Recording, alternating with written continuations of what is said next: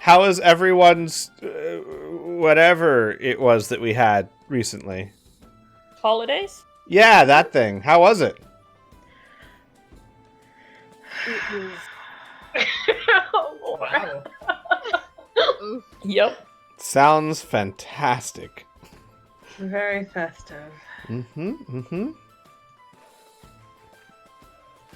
I had a great time. It well- was quiet. I didn't get out of bed. I'm glad that you all are back.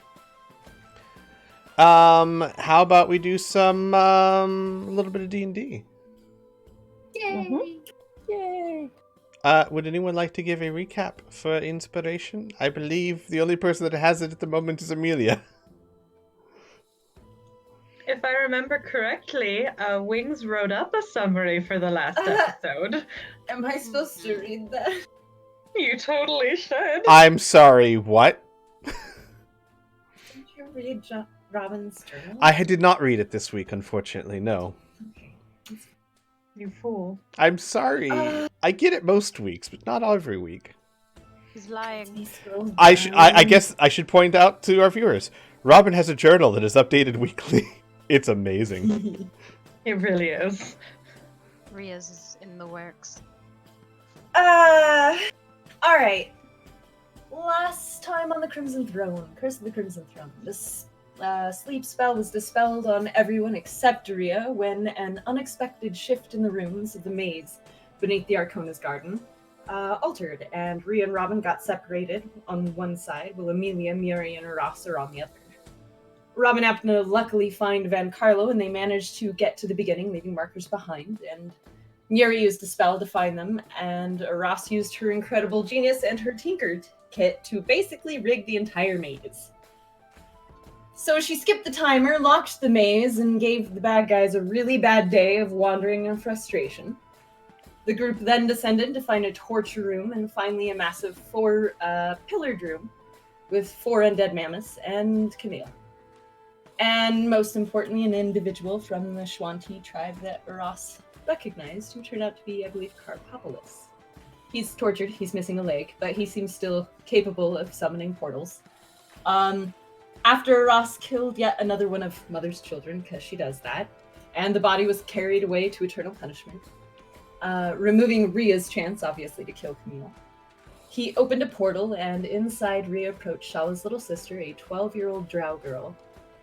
They managed to escape on boats after learning that this girl is supposedly the vessel to Mother, and left from beneath the Arcona's mansion to sail the ocean, and behind they looked back to see a massive black dragon, and on it Muri's son, as it crawled across the keep. Our heroes are now sailing in this wooden boat, I guess, across the ocean to a different coast, 90 minutes away. Not too far. No. So here, let me pull up the map for you guys. Not quite that bad. Let me go ahead and make this small, and then I'll share it with all of you. We're just going across the little river that's here. Exactly. That's good. It's literally just like a 10-minute little boat ride from Garrison Hill to the northern shore. And thank you. Well done. Give yourself inspiration. You almost never do this. No. This is an auspicious moment. Talked enough during my...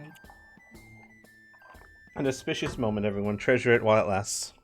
I think Alora's my favorite to do it, actually. I know. My rambling rants that make no sense whatsoever. I'm so glad you enjoy them. Hey, mine are always a good time if you're not too caught up on facts. Correct. Right? If you know, facts are overrated, honestly, in my opinion, and when it comes to recaps. So, while I try and get you guys an actual map of the overworld of Varisia, which is the lands that you're in, let me go ahead and pick up where we left off. You all are traveling across the river when you saw the black dragon with Muri's son riding atop it. They did not seem to catch your scent or notice you were there. Actually, I don't remember if I had people roll. Go ahead and roll me perception checks, everyone, individually. I'm not sure if I had you do this or not, so I'm just going to have you do it again.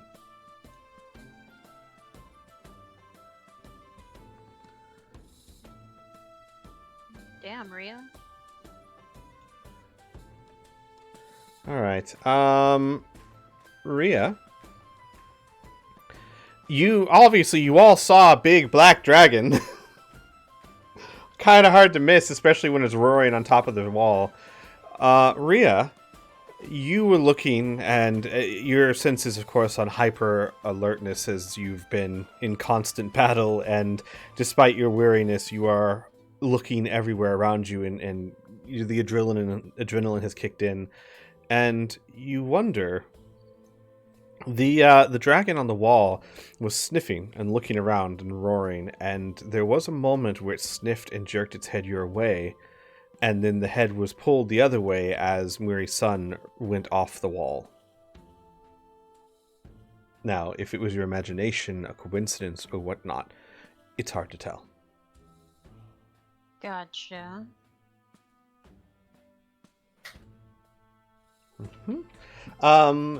You guys make your way to the other side of the river, and once there, Van Carlo kind of, I'm assuming with help from Rhea and the others, would pull the boat along shore. And, ooh, hello, there we go. And you would begin your journey northwards, which is a very slow journey, mainly because Neolandis, or as we know him as Kerpopolis, or as I call him, K-pop, is missing a leg from the knee down. So, you all have about an 8-hour journey of walking ahead of you, made slower by Kerpopolis. So probably make that a 12-hour journey. I would like just simply, what is the general order, marching order, state of business, etc. during this trip? The sun is in the sky. The sun has just risen over the horizon. The clouds are breaking up. Though I should point out, the clouds are still very thick and heavy. You all have seen this at some point or another, where there's still very thick, dark purple clouds in the sky, but they're broken up, and the sunlight looks especially golden amongst them. Does everyone know what I'm talking about? Mm-hmm. That is the general setting of this moment. And yes, Amelia. Oh, I was gonna say, you said that the boat ride was going to be about an hour, maybe? No, about 10 minutes, actually. Oh, only 10 minutes. Yeah, you're only crossing about maybe 300-400 feet of water. Yeah, I was gonna say, if Rhea spends some time summoning, I was Portly? gonna ask about that. Yeah, if we don't Yeah. mind waiting for 10 minutes, I can summon Portly to make this go a little faster. Once you get on the other side of the shore, as you've seen before, as you've been here once or twice, there are huts in a small fishing village. There are plenty of places for you guys to take a moment to catch your breath and summon Portly, certainly. Awesome. All right. Yeah, while that happens, did we decide on who we wanted to send ascending? I have 2 available spots for sending. Well, Baboom already said that he was going to be going to Chrysidia, so I think we should probably talk to him. For sure. Not Cressida? Okay. Oh. Don't we have the stone where we can just talk to him? Just so you guys know, that map shared really big with you guys. Yeah, I noticed. Yeah. Yes. You might want to right-click, go to resize, and click small, and then from there adjust it to fit your needs. Where you want to focus at the moment is the far bottom right corner. You'll see Corvosa all the way at the bottom there.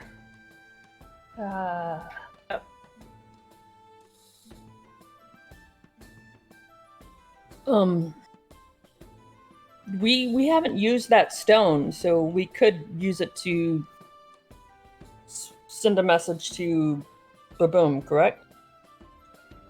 The stone, technically, it is a new day now, so yes, you can. Just. Like, with the rising of the sun, it became active again. Okay. And so that you guys know, You are Van Carlo is leading after you get Portly summoned. Van Carlo is leading you to Hars, Harse, which is up above Corvosa. And it's about a good, like I said, it's about a good 60 to 70 miles from Corvosa. So, like I said, 12-hour trip if you're really booking it. So actually, that's going to be, hang on, I'm thinking about that now. That's going to be a bit longer than 12 hours, isn't it? If we assume an average pace of 3 miles an hour, 60 miles divided by 3 happens to be 20. So that's going to be an all-day journey. Maybe even 2. We'll see. We'll start the journey. This is like Van Carlo talking to you guys, by the way. No, Van Carlo would be like, it's a day's journey. I looks at Kerpopolis. Maybe 2.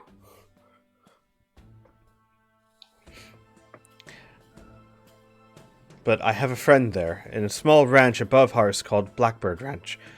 And if all's well, last I heard, your sister and mother should be there and safe. And he says to Amelia.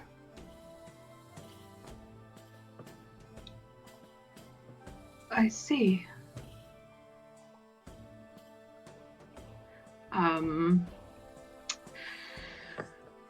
About how big is Baboom's fucking cart thing?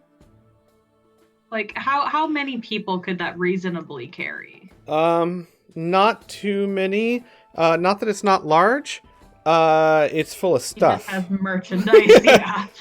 Full of stuff. But that doesn't mean you can't talk to him about it. Yeah, because that might make things a little easier. But... He's got shovels if you need them. Way there. Oh god. But K-pop may not make it. You may need one.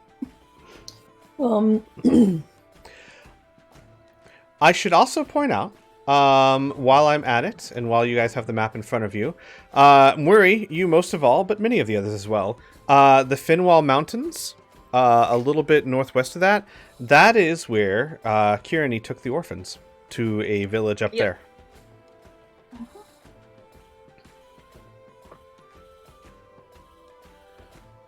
All right.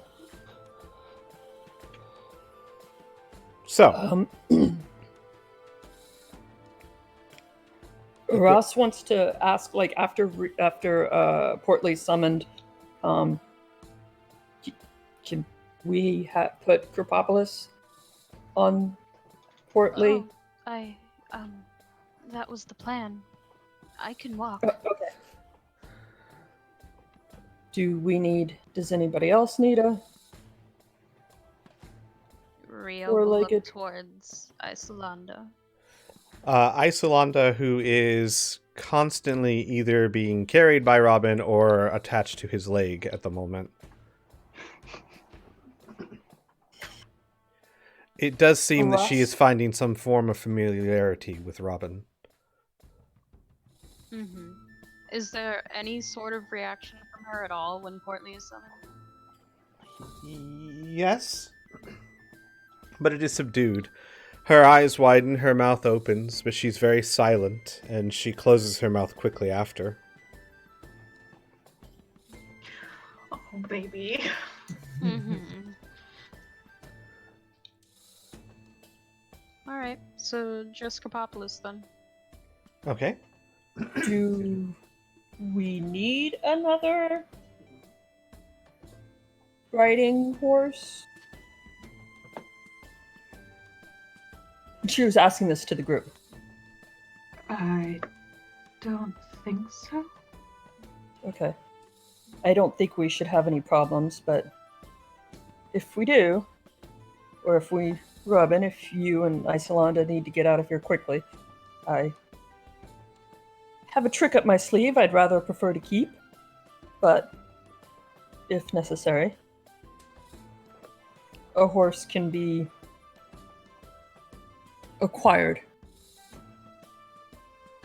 He nods at you.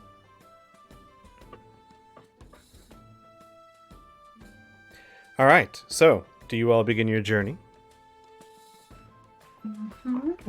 You help Neolandus. I should really pick a name. Carpopolis is what you know him by, but Neolandus is his first name, so we're gonna stick with that for now. You help Never Neolandus. stopped before. Right? It will never stop me again, I'm sure. Neolandus is helped up onto Portly, and you guys find as the journey starts, very quickly he lapses into an unconsciousness.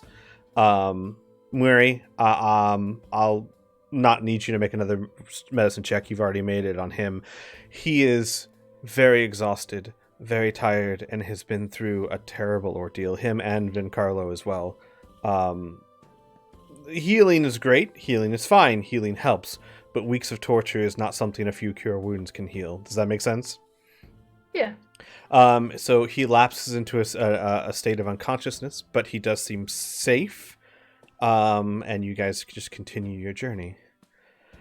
Couple of things I want to note before I toss it over to you guys during the journey. Robin, Isolanda, doesn't have any trouble keeping up.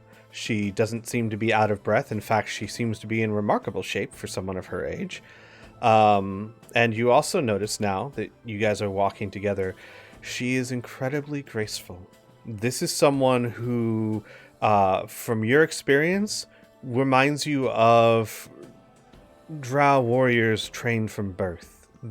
She very much has the walk of someone with purpose and with training, but she's very quiet. She never says a word to you. Anyone who speaks to her, she is polite, she responds, but usually with a nod or a shake of her head.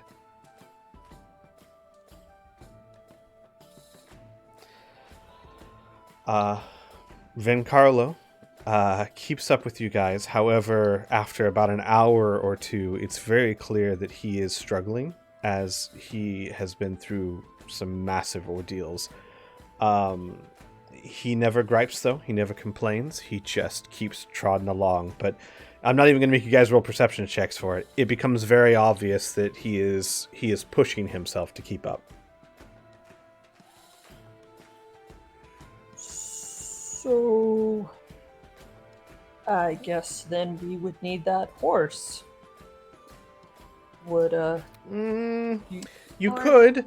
I mean, Portly's big enough to carry 2 riders. Yeah. Okay. You can chill on Portly. Or if he They doesn't can wanna nap go on each Portly, other. that's It's fine. fine. He would object at first and say, "I'm fine. I don't need it." He receives a flat look from Weary. Perhaps you can do us a favor and keep an eye on Carpopolis. I am a little worried about him being unconscious up there. He looks from Weary to Ross, rolls his eyes, and goes, "Great. Now I'm getting platitudes." And he starts, climbing up on Portly. I really am concerned about him falling off. Right?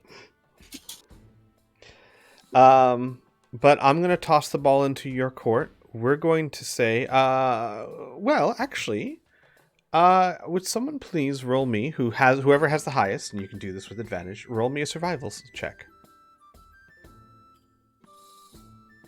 I have a You plus wanna 5. list 'em off?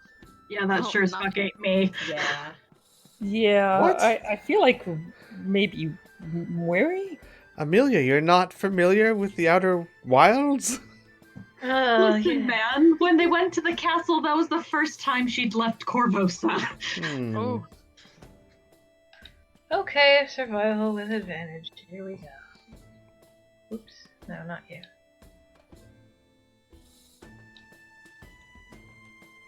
It's Oh, almost very like she's nice. done this a lot. Okay. And has spent a significant portion of her life doing this. Right.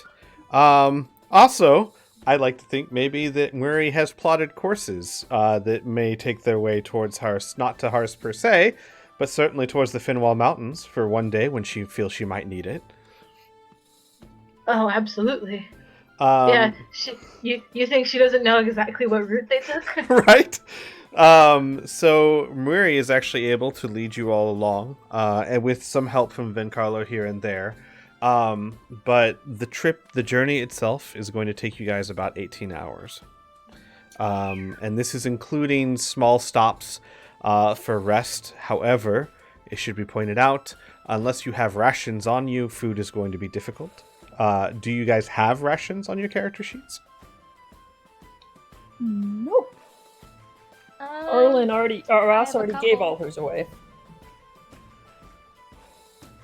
I have none. No, but if I can track down food, I can cook it. Sure. That's very We possible. eat the smallest. Well, Everybody- Smallest. Isolanda, your time here was short. So how many? Okay, so who had rations? Rhea, you said you had a couple. Yeah. So 2.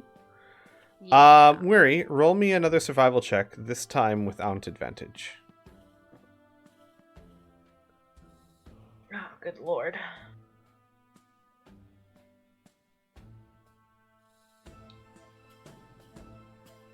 All right. 15? You are able to find a few small vermin, rabbits, and the like that you're able to find and cook for what would constitute a lunch. It's enough, when mixed with the rations, you can kind of make a bit of a stew, enough to keep people keep off the worst edges of hunger, right? But Murray, you know this very well. Everyone's had a very, very long night. It's been very tiring. You guys have been up since, I think, 7 the evening before. My question to you guys is very simple. Are you going to push forward all the way to Hars? With only small breaks for resting?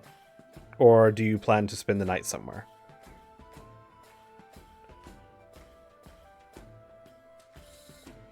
With 2 injured people and a kiddo, I vote for rest. Mhm. Mary also has... I forget how many you gave me of mushrooms that can count as rations.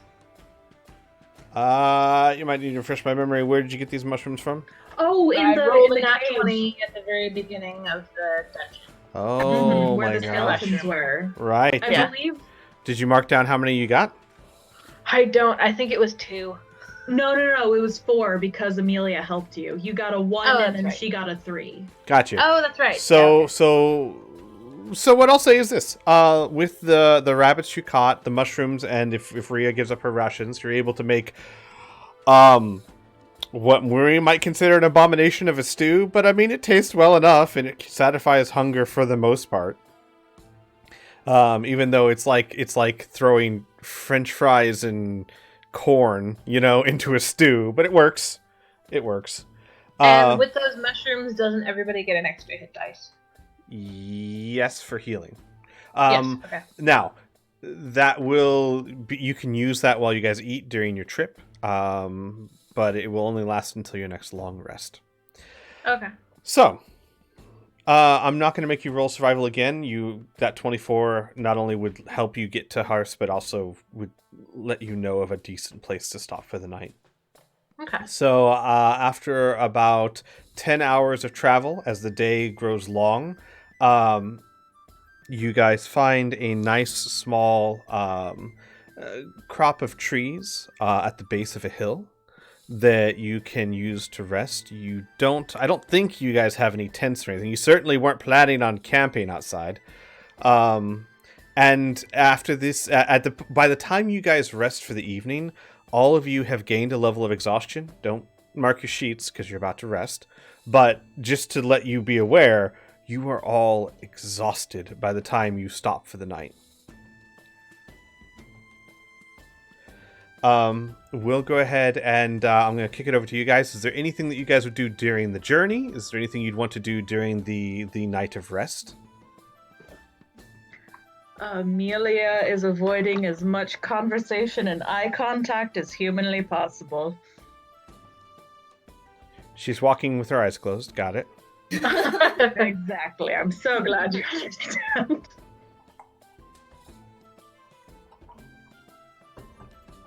All right. No. So it's a very quiet journey. Yeah.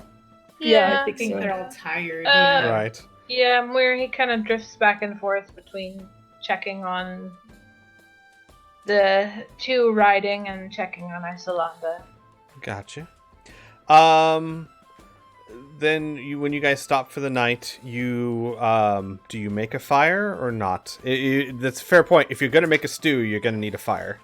Yeah. You can make one without. You can just eat the food, but you know it won't be as nourishing. I mean, we can always build up like a little stone wall around the fire. That way it's not so blatant. Yeah. Can we build up an actual stone pile, like make the fire and then just kind of set up rocks around it to try and block the light? Sure. You can just make a I forget what they're called. It's where you cross cut a log and then it just burns from the inside out and it doesn't give off a whole lot of light. Sure.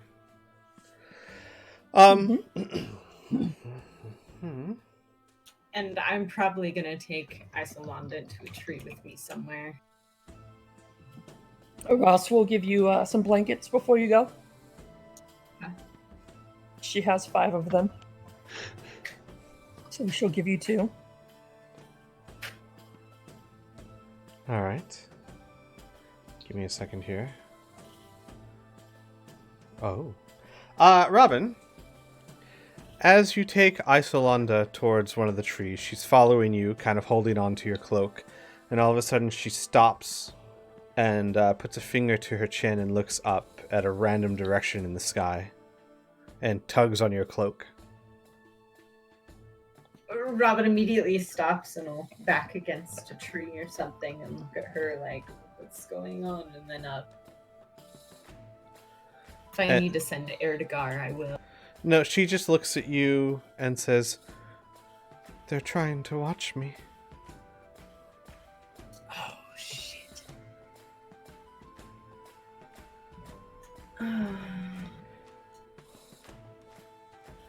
You get the impression that someone just tried to scry on her, and she noticed.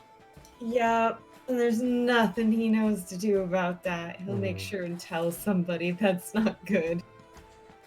Oh, no. Okay. He'll nod at her, and instead he's going to... Oh, man. He's gonna cast Mold Earth and get them a mini dugout. And she looks at me and she goes, "I stopped them. Was that bad?" You stopped them? No, that's very good. Don't let them. I can't stop them most of the times, but sometimes I can. How often do they do that? She kind of like kicks the dirt a little bit. All the time. He nods. They may see you, but they don't quite know where you are yet. Let's do this. And he'll take off one of his cloaks and cut the bottom so it's about her height. Give her a duplicate Robin cloak. Got you. Robin, as you cut off a bit of the cloak to make her a duplicate Robin cloak, within a few minutes, the part you cut off seems to be replaced. As it is a magical cloak. Not that cloak. You know I'm wearing 4. Oh, I thought you were wearing the other cloak. I'm wearing a lot of cloaks. I stack them. You're cloaked I only out. have one magic cloak. Gotcha. Understood. Right out there, I have to layer these. I would like everyone to roll me a quick intelligence check, please. As you're getting camp ready and everything.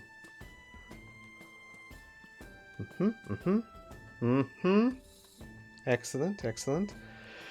Ross, Mary, Rhea, Robin, all of you would kind of think about this at one point or another. You know, there was that magical artifact you got from Kerpopolis that opened that door into that beautiful mansion that no one's really taken a look at yet. Is he still out cold? He is unconscious, yes. But it is a small figurine of a house that he has given to you guys when you went to go get Isolanda. After I made the dugout, I'll bring her back to the group and kind of announce, I think somebody's trying to scry on her, like, all the time. Any Oh. ideas? Or Ross will. Who has that? I guess. I don't know. Who has it? I mean, you were the one that was closest to him. I would assume that you had it. That's a fair point. So Ross would cast Identify, I guess, as she's sitting down and resting and just thought of it. All right. You go ahead and expend your spell slot. You cast Identify, and you find that I'm this doing is... it as a ritual. Oh, well then never mind. Don't spend your spell slot. You find this is a small magical item that allows the casting of Mordenkainen's magnificent mansion once every 24 hours. It requires attunement, though. I think I have enough spots still for attunement. Which, if you guys are not aware, you conjure an extra-dimensional dwelling in range that lasts for the duration. You choose where its one entrance is located. The entrance shimmers faintly and is 5 feet wide and 10 feet tall. You and any creature you designate when you cast the spell can enter the extra-dimensional dwelling as long as the portal remains open. You can open or close the portal if you are within 30 feet of it. While closed, the portal is invisible. Beyond the portal is a magnificent foyer with numerous chambers beyond. The atmosphere is clean, fresh, and warm, and the caster creates whatever type of floor plan and decor they like.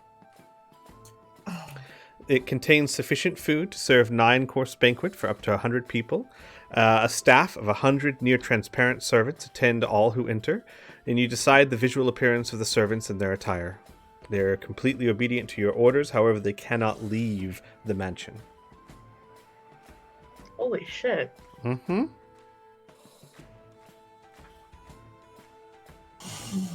It's amazing what you find in people's forearms these days, huh? It takes 8 hours to attune, correct? No, short rest. Oh, short rest? Mm-hmm. Fuck. I mean, Do you have to attune to like magical armor? No.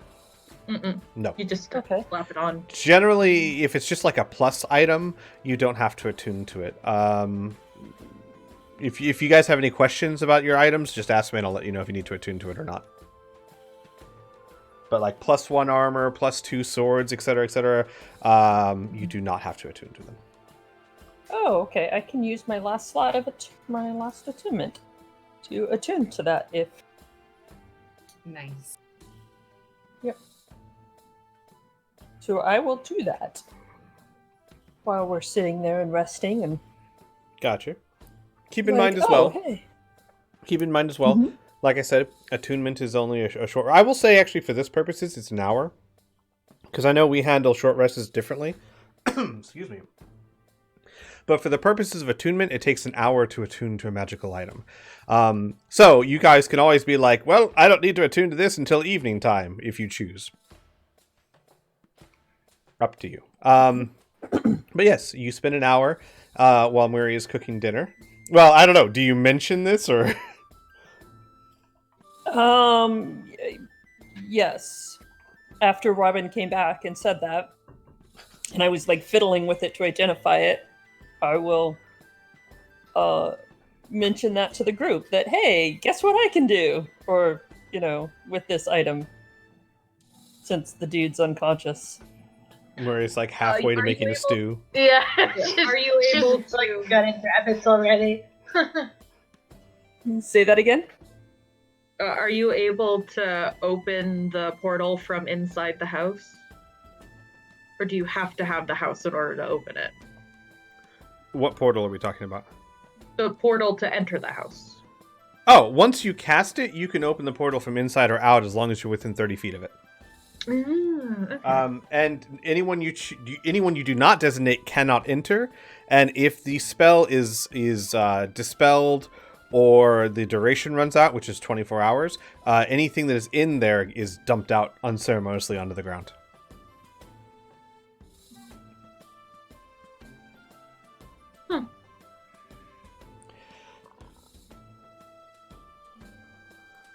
So, One more thing. Aras, with your identify, you would realize that given how long Kerpopolis was hidden, every 24 hours he would have had to have recast this to re-hide Isolanda. okay. That shows some serious dedication. Does this require a spell slot? Coming. Mm-mm. It's a magical artifact. Okay. Gotcha. I will mention that I can, do this house and it would protect us. I will not mention that it creates food. Best choice ever. This is fine. Are we able to bring the food out of the house, or it No. just only exists inside the house? Only Okay. exists inside the house. That makes sense. And what type of Does food it- is up to the caster? It could be nothing but chickens, for all you can't know. Does it nourish us Yes. when we're still outside of the house? It doesn't It- disappear from No, our it stomach? does. It does nourish you, though. Okay. Sorry. Yes, Robin. Oh, we should summon bugs. Give me a refill at home. I would. Actually, I would fill it with typical Shuanti Larunqua foods. Because I want, K-pop to feel at home. Gotcha. Carrots. Nothing but carrots. No. It's a very well. We'll wait until if and when we get in there. Mm-hmm.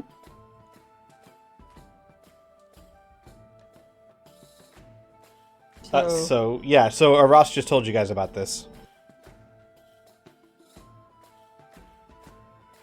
Robin just sits down and waits. Is this like Lehman's tiny hut where a spell effect cannot get in there? It's technically even better because you're in a completely different plane of existence. Sick. Okay, so that would protect her from scrying attempts, likely. Hence why Camille was unable to locate her. Isolanda, I mean.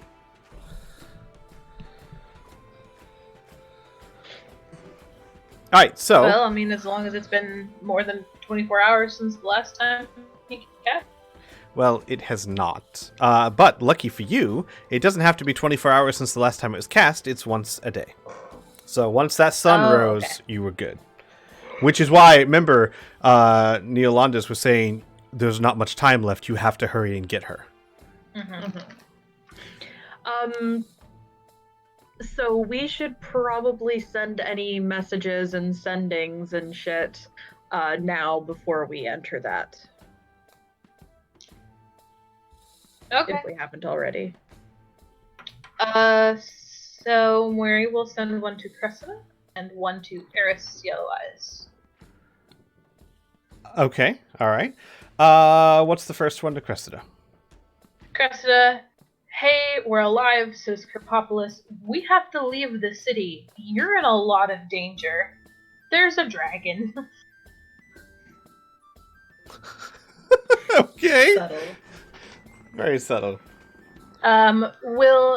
She will follow that up with, we'll send a letter as soon as possible. There is some pause before you get a response. And you get a somewhat worried voice back in your mind.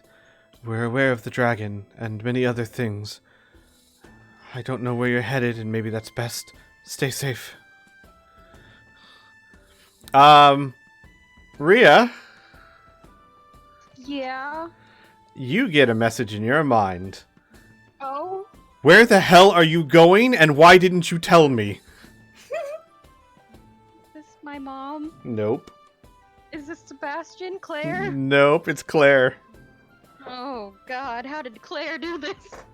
Maybe she was standing right next to Cressida. Oh no. Like a certain sister that calls people to yell at them.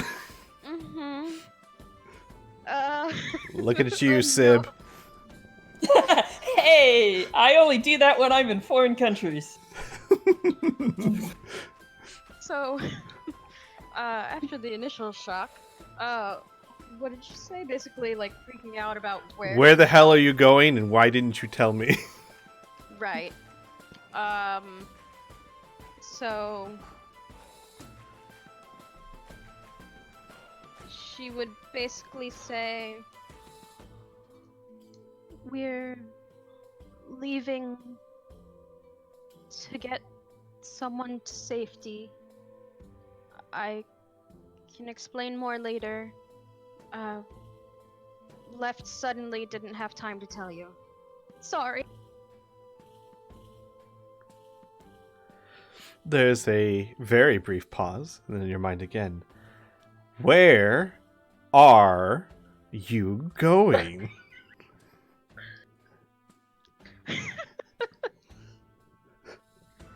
We're going to Hearst. Just... it's fine. You get no other response.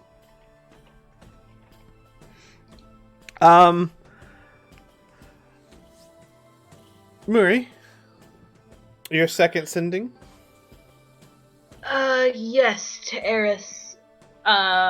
Pretty much, I really, really hope you're okay. You guys did an incredible job. We could not have done this without you. We all lived. Please be very, very careful. I hope your people escaped relatively unscathed.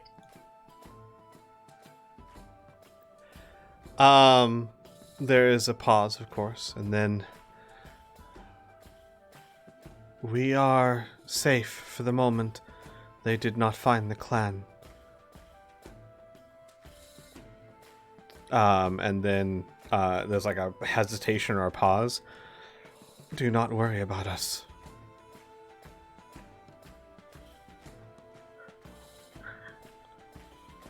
Murray, go ahead and roll me an insight check. Uh-huh. I found a perfect picture. It's a perfect picture. Give me a second. I'm gonna throw it in Discord. Oh, god damn it. Violet eyes and everything. Oh, she's so cute.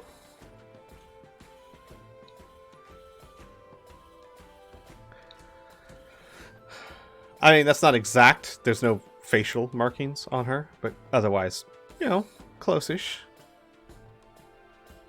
Also, think a little more childlike. That is a very busty maiden. It's a little curvy for a kid. It's a very busty maiden, but yeah, but that's the general idea. About the same hair length? No, she has very long hair down to the small of her back. Okay. Gotcha. Yes, so Murray, yeah, you got that message back from Eris. Did you roll? Yes, you did roll the insight check. There's a tightness to her voice that she may not be telling you everything. Yeah, I figured.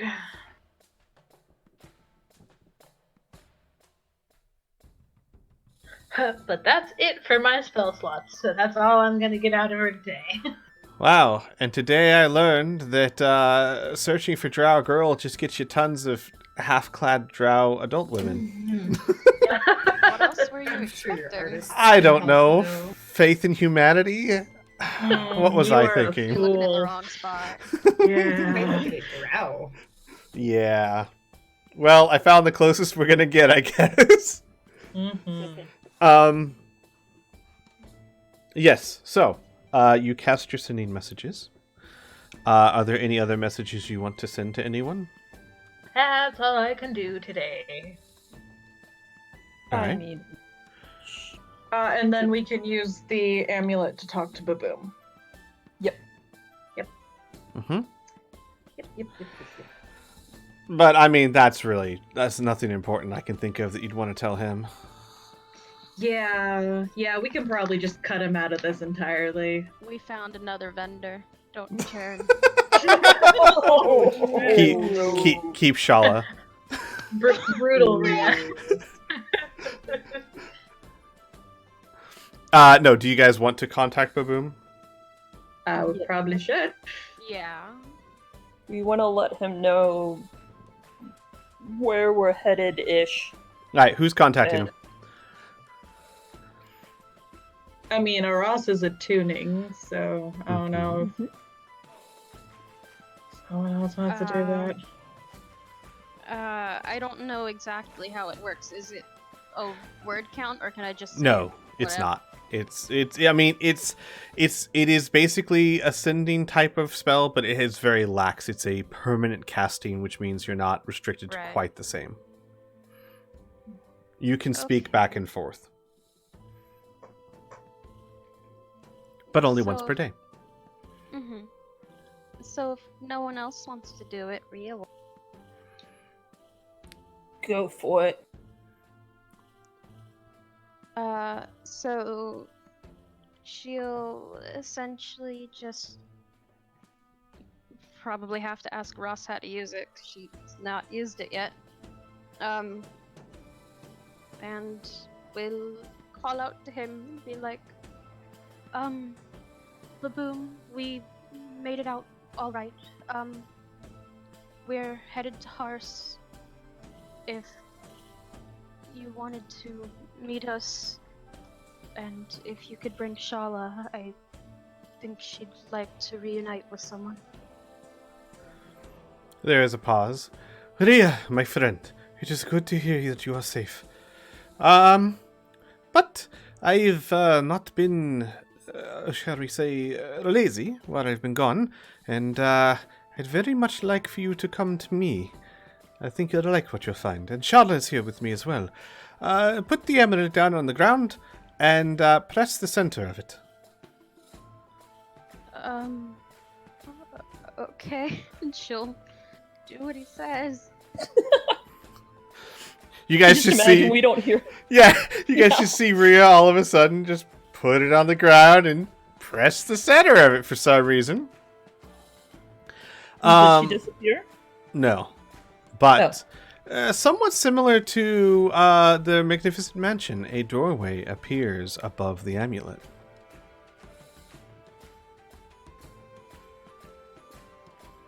Can we, like, is it something we can see through, or is it like a warbled picture? It is a warbled picture, but inside, looks like what you can see is shelves of some sort, and perhaps that's baboon off in the distance behind it. Definitely a blue horned person, purple horned person. Oh fuck, are we all supposed to go through? So Rhea will look around to everyone and say, Laboom has asked us to go to him, and she'll motion towards the portal.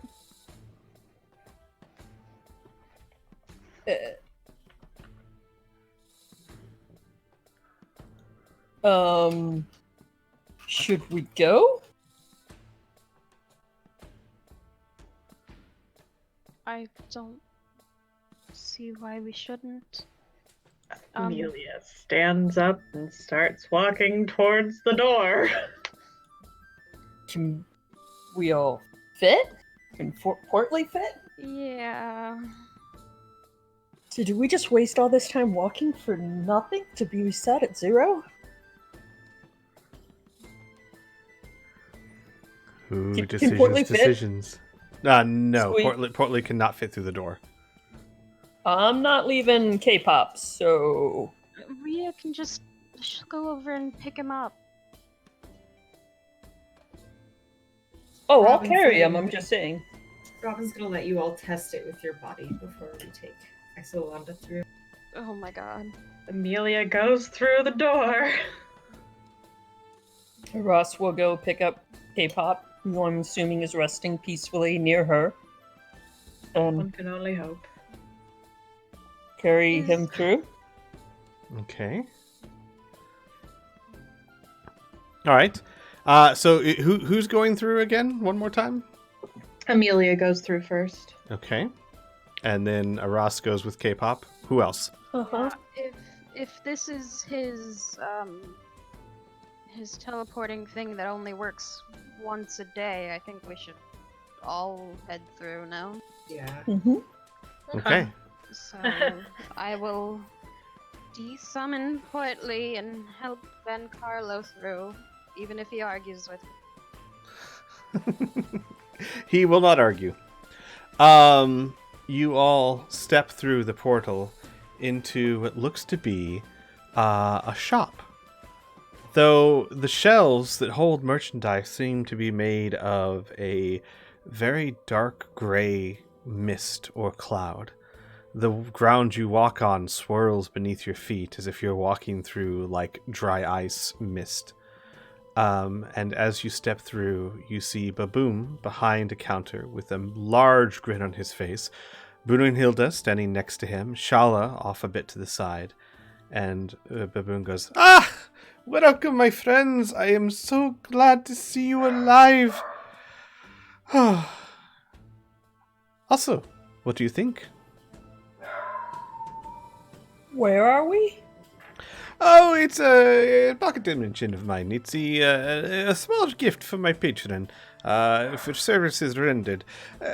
I was thinking to myself as I left you the other day with Shala here, it is most inefficient to force you to tell me what you need and make me come to you when there's no reason why you can't come to me. That's really convenient. I thought so myself. And while you're saying this, like Rhea, as you step through, Shala runs to you and throws her arms around you.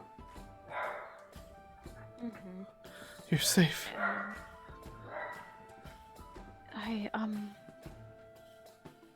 Yes.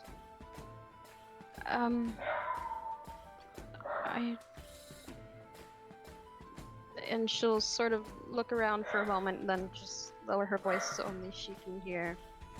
I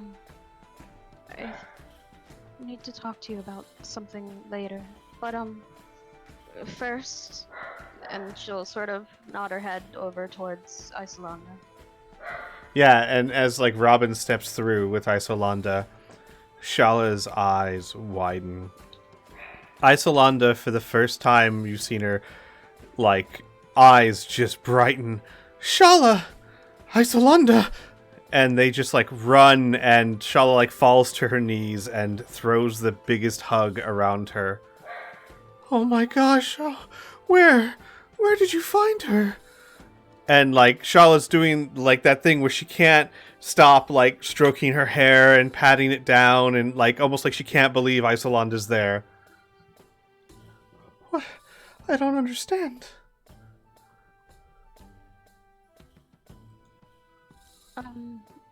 He, and she'll motion towards Neolandis, was keeping her safe.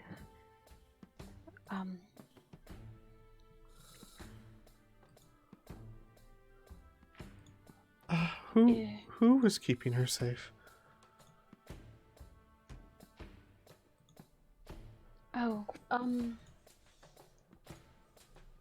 What is it? Seneschal Carpopolis is his name?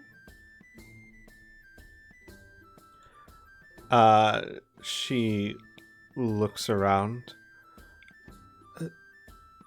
Who? Is Ross not? He is. Carrying So it? like you can motion to him. Oh yeah, she did. Oh, gotcha. She looks.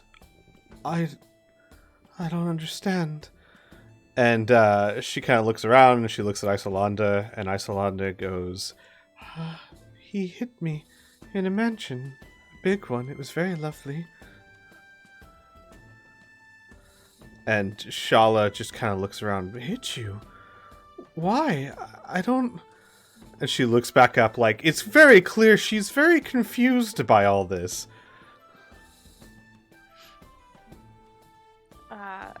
And Rhea will, if... Oh, she's probably not holding it anymore, but she will mention the artifact and the tale that was told about,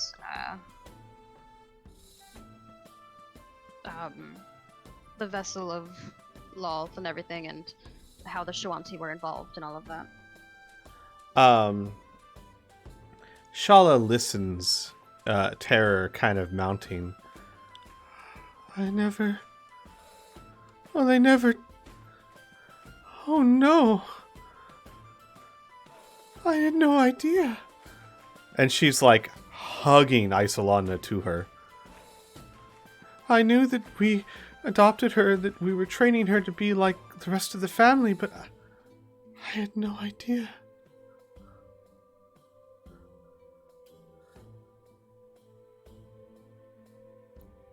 And she'll eventually stand up. Thank you. All of you, thank you. Words, I can't. And she kind of just, like, loses her ability to speak, getting choked up.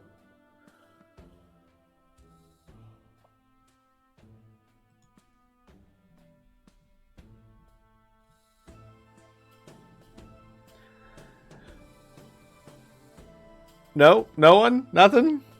Oh, yeah. You start. Oh, I was So, muted. Oops. Oh, go ahead.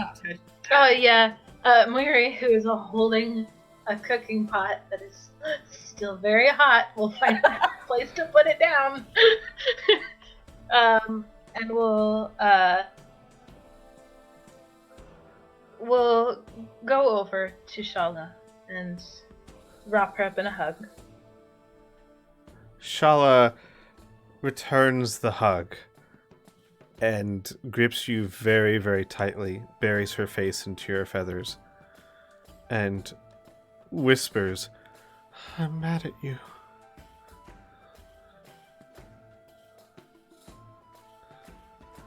But I'm so glad you're here.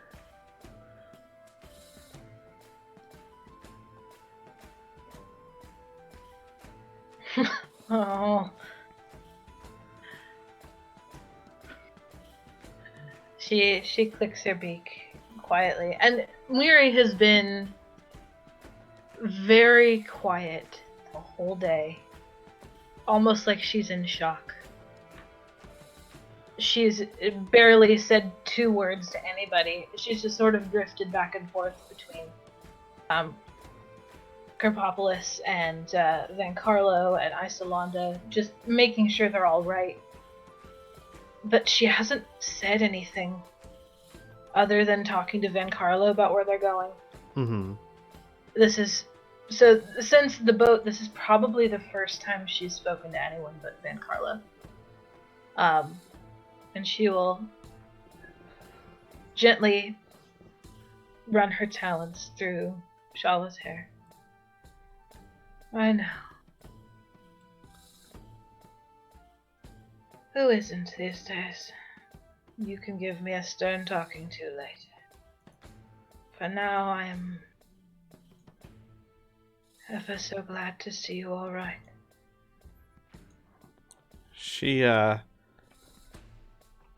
kind of like, pulls away slightly from, not from you, but like at arm's distance, still like locking her arms with yours, right? Mm-hmm. And she puts a hand on the side of your feathers. I didn't think I'd get a chance to tell you. That is not the correct music, but whatever. She goes, I was raised by my family, but until you, I never had a mother. I wanted to make sure I told you that before anything else happens.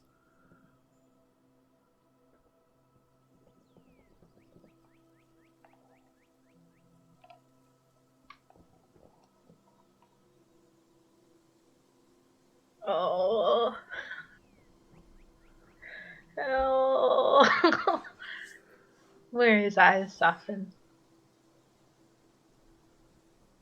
And she leans out, and she will press her beak against Shala's forehead.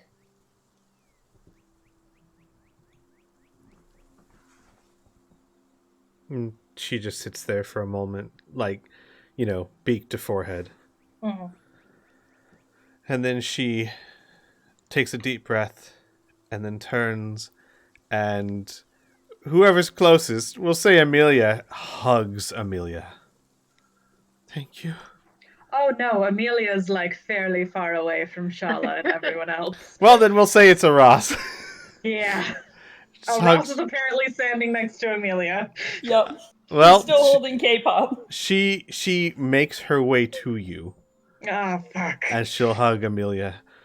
Thank you. Oh. Thank you. Amelia goes just absolutely rigid in her arms and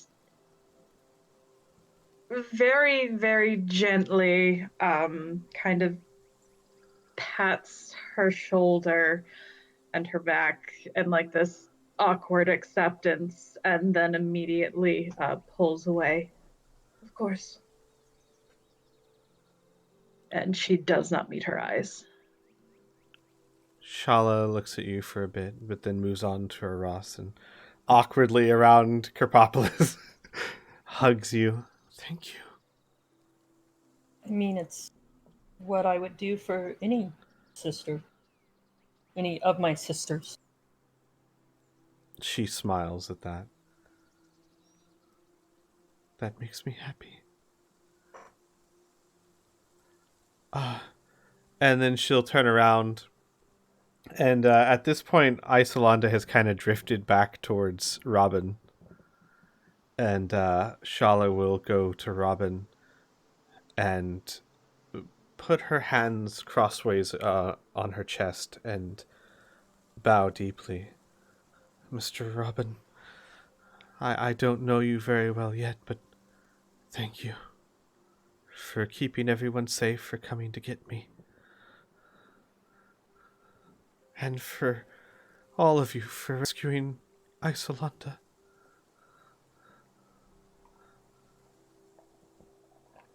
Robin does the same in return and then holds his arms open like, I can hug too, right? She hesitates, but then, nods with a smile and gives Robin a hug. He pats her head and smiles and looks over at Rhea like a very pleased.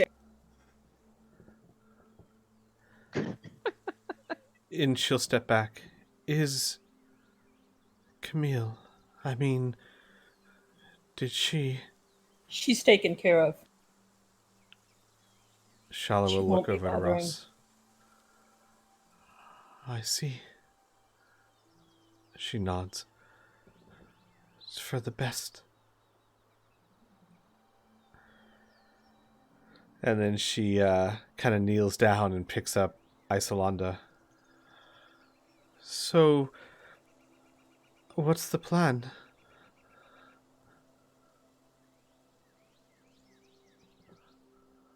We need to find out more about what's going on. And the only people I know who have that knowledge are the Larenqua tribe of the Shawanti. The Shawanti? But I thought they killed Outlanders on sight. Yes, they are not fond of outsiders. But, well, we have Neolandis. And, I spent a few years with them. So, I see. Well, in any case, I don't think my family would think to look for her there. And she shakes her head. No. And she pauses and breathes out. The Valentines.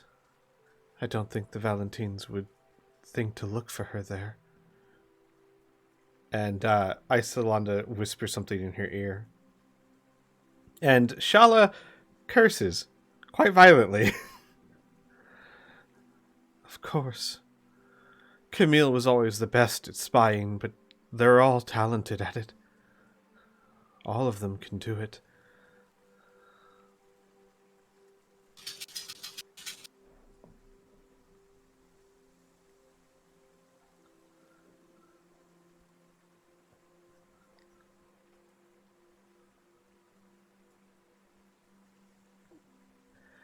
And in the silence, Bowman goes, "Well, I am always a big fan of happy reunions. Miri, good to see that you are well." Mario incline her head. And you as well. He nods. It's clear that she is, number one, exhausted, and number two, just not in a good spot right now. Right. He can see it and he goes, "Well, I would love to offer you all a place to stay. Unfortunately, this shop does not quite work like that. But I'd be more than happy to cast tiny hut for you outside if you require it. And while you're here, I have gifts for you all.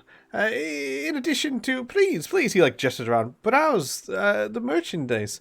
And no longer will you have to tell me what to bring to you. You can just come to me, huh?" And I'm throwing something in Discord, a fun little thing that I have found. This is his current inventory. Yay! This is a fun, neat little magic shop generator thing. And this is a permanent URL, so this will be a permanent inventory for the moment. Of course, I'll add more to it. But if you buy something, let me know, and I can delete it from the list.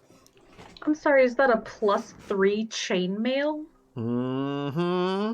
Holy shit. Wow.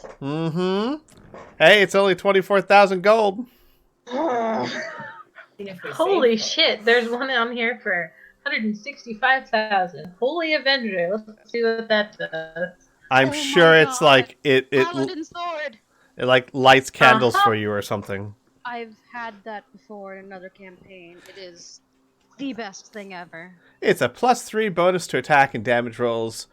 Plus, if you hit an undead with it, it does an extra 2d10 damage. Holy shit. It's nice. It's nice. Damn. Maybe just a little bit out of your price range. Also requires attunement by a paladin. Yeah, we'll save that one for you. One day. Just in going to steal it. But in addition to this, he goes behind the counter and pulls up a box. The Field Marshal, Cressida, she sends her regards, and while she did not have many resources to spare, she made sure to purchase some of this for me to give to all of you. And he pulls out a box that contains 4 greater healing potions and 4 scrolls of teleport. Oh. And he says, from Cressida's regard, if you should, for whatever reason, feel the need to return to the city while you are away, while she is not quite sure where you're going, or how long you'll be there, she hopes that this will make the journey a little bit easier. Also, she mentioned that if things should get too bad, she might call on you for aid. Yeah, definitely. He nods. I do still have a few other scrolls of teleport left, 2 more to be precise, if you are interested in purchasing them. If you are to be traveling, as it, he's like looking at the door, seems to be, they are very useful, no? Yes, definitely. I think we would all prefer faster transportation. Well, it's doesn't quite work like that. It's best if you just cast to take you to a place the caster is very familiar with, places they've been before. If you try to teleport to other places that you are not as familiar with, well, it gets sticky. You can sometimes mean- end up in very odd places. I'm thinking return trips kind of thing. You only have to travel out far one way. Oh, absolutely. So we're buying out all of his healing potions, yes. There's 4 greater ones in the box. Anything else you have to pay for. By the way, how much cash do we have? Yeah, Yeah, we've got a bunch of stuff to we can sell, too. yeah, I was gonna say we can save time a bit. Do you guys want to pull together everything you want to sell? We'll figure out real quick how much gold that would be, and Baboon will be more than happy to take it off your hands for that equivalent amount of gold, which he will be happy to keep in credit at your store, because I'm quite sure you're not going to be carrying that much cash on you. Oh, no.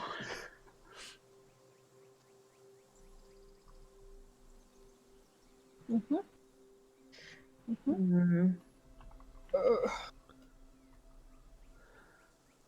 Ross is going to ask if he has any more, like, mundane items, game sets, things like that. Like what exactly? Like dragon chess sets or playing cards, dice sets, games. Ah. He goes, "Well, of course. I have tons." And he'll take you back to like an aisle towards the back of the store where it looks like it's an aisle just made full of toys. He goes down the aisle kind of showing you different game sets and different toys and things like that. Picks up one that looks like a kind of a creepy monkey with tambourines, and he's like, "He's no blisky, no fun. No, not this my one. You don't God. want this one." And puts that back down. Oh,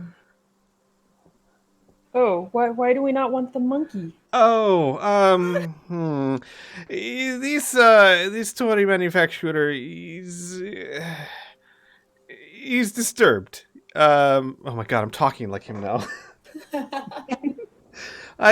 Trust me, just this one is not for sale. Is there also something that, like, a toy that would look like, I would think, good for a girl of Isolanda's age? Roll me a perception check. No, this would be investigation. A wooden sword. I mean, I was just thinking about getting her a dagger. A giant spider. I mean, Yeah, there's all kinds of things. There's dolls of every make and type. There's, dolls of little girls, little boys, straw dolls, porcelain dolls. Are there any drow dolls? No. Okay. No, that's a very niche thing. Alright, I will pick up a boy doll. Mhm. And ask him how much and pay for it. It'd be 5 silver. And then also, do you have fabrics? Like for clothes and stuff? Yes, I have some. What exactly are you looking for? Fine textile item, bulks of fine silks or things like that. Ah, you're very fine taste. Yes, this way. And he'll lead you down an aisle where you see like almost like you're at oh gosh, I forget their names. Joanne's or something, where there's just cloth reams everywhere. And there is some silk items. He goes, my inventory, to be fair, is not the biggest, but I can always increase it if you need, with given time. And there are a few silks, mostly of black and deep purple variety. Arlen's going to give him 250 gold for various luxury items Okay. that she will get later. Okay. Ross. Got you. Doing that. So 250 gold for like reams of silk and other luxuries. Mhm. Okay. But Moon goes, well, I mean, if you can give me a couple of days, I can certainly increase the supply. That would be great. And this portal device, can you make another one? You mean to my store? Yes. Oh. I mean, if you can't, that's fine. I'm just curious. Even if I could, I am very hesitant to allow people into my private store. Even you I did not allow until I trusted you. Absolutely. I was just wondering if it were possible. I'd say no. Let's leave this as a special privilege of my most favored clients. Absolutely. Appreciate it. He nods. Also, everyone, the 2 teleport scrolls, if you would like to purchase them, are 2,500 gold each. As teleport's a level 7 spell. Amelia. Yes, so there is a thing that I've been trying to find that I cannot remember what it's called. It's an amulet of something or other that keeps people from being able to scry on you. I know that it exists because Judith has one. Does he have one of those in his inventory? If you don't see it there, he does not have it. Okay. Which, I'll tell you right now, you don't see it there. Yeah, I know. So you can ask, you can inquire. Yeah, Amelia would at some point inquire about it. Would you be able to get one?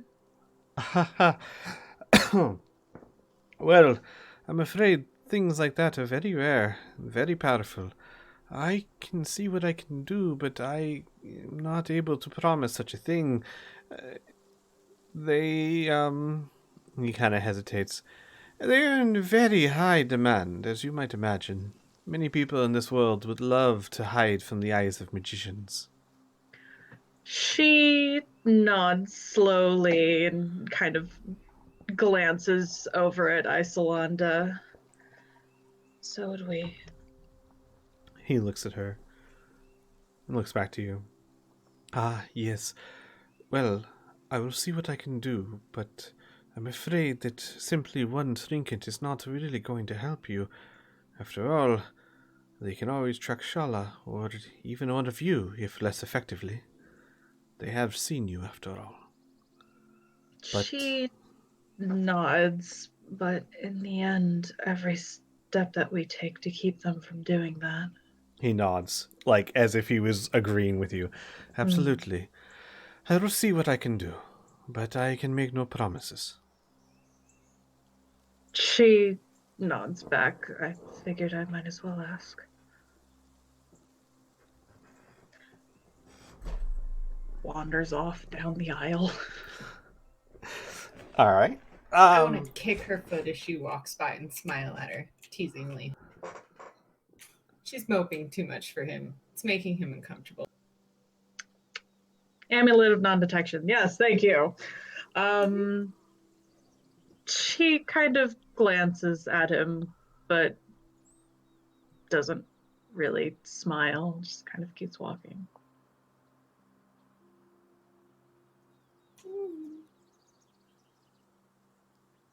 All right. So while you're in the store, anything else that you guys would like to purchase or do or discuss?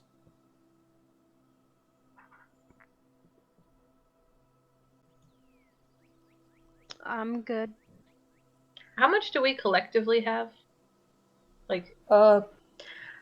I mean, after all of the fucking gems and the hookah shit and the rugs. Yeah. So we sold the bloodstones and stuff because we got something worth 1,700.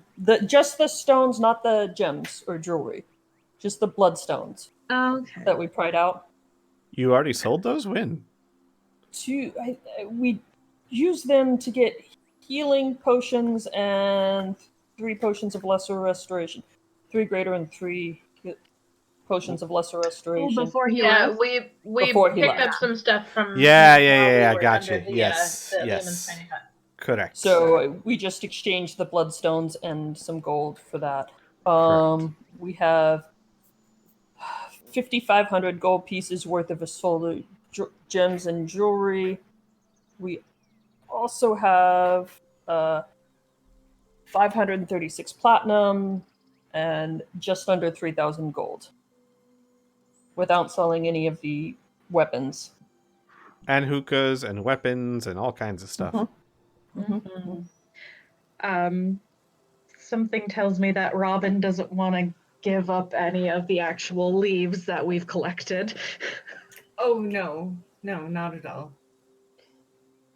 Also, the But you paintings. Don't forget those. Yep, we have some very disturbing paintings.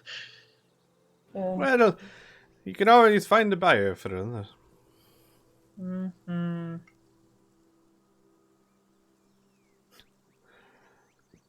Baboon knows quite a few people who would like things like this. I'm I'm sure sure he he does. So, how much would he give us for the 6 paintings? trying to- Let's see. Where are they? Where are they? So it's in the group loot. If you go to the group loot, scroll down under miscellaneous items, the last thing, you had said 6 of them between 700 and 1,000 gold pieces. Did we not pin that in the chat? I thought we did. Oh, you know what? It was group pinned loot. on the other chat. Yep. Oh, back. How many are there? 600? I mean, 600. 6 of them? 6 of them, yes. Gotcha. Give me a second here.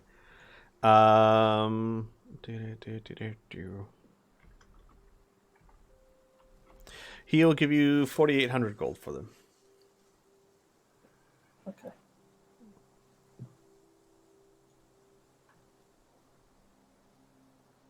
Okay. Thank you. Okay. And she shared the link for the group loot. Mm-hmm. Excellent. Nice. Squeak, could you pin that? Yes. Oh. I can do that. Thank you. Oh, yeah, I want to pin it. There we go. Okay, so 4,800 for the painting. What else? Do you get to sell all those +1s, or I'm sorry, all those masterwork weapons and stuff? Might So as I am, well. Mm-hmm. I'm going ahead and putting everything that I think we want to sell in green. Unless somebody... Did we want to get rid of the +2 scimitar? Or oh no, that's a scythe. Never mind. Yeah, That's a big none one. of us use a scythe. Yeah. Tell you what, while you guys are doing that, Robin, you see, I'm curious. First, what is Robin doing during all this? He's just going to pretty much just let the girls shop, let them observe whatever they want to do, and stay near Isolana. Make sure nobody snatches her. Gotcha. Shala is currently like carrying her on like her hip kind of thing.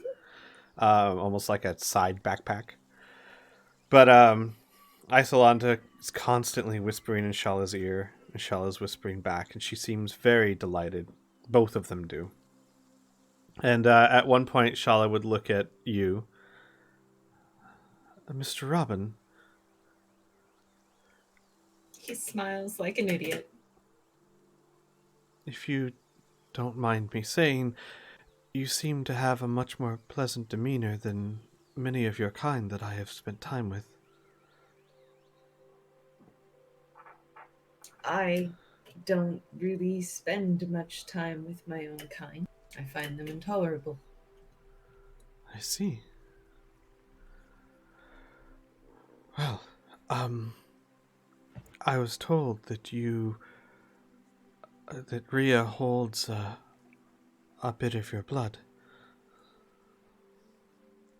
That's correct. Forgive me if I am mistaken, but if I understand my traditions as well as I believe, that has special significance among one of your kind. I can't necessarily leave it, no. I see.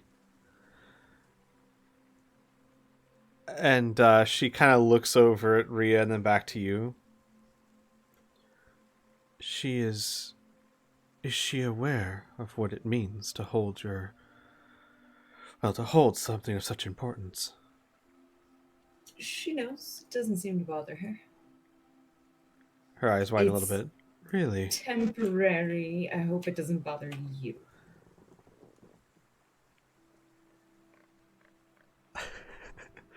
She looks at Rhea for a long time, and then back to Robin.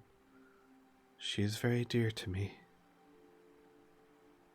And while it isn't her choice and not mine, I don't think I could share her. Not in that way. He smiles a little bit and will say, oh, geez.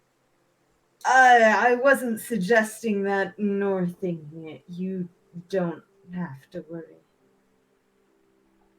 While we're on the topic, though, if I could bring something up. Of course. He will switch over to Undercommon immediately. Mm-hmm. You know that Rhea thought you wanted her specifically to murder your sister and how that has affected her, right? She grimaces. Yes,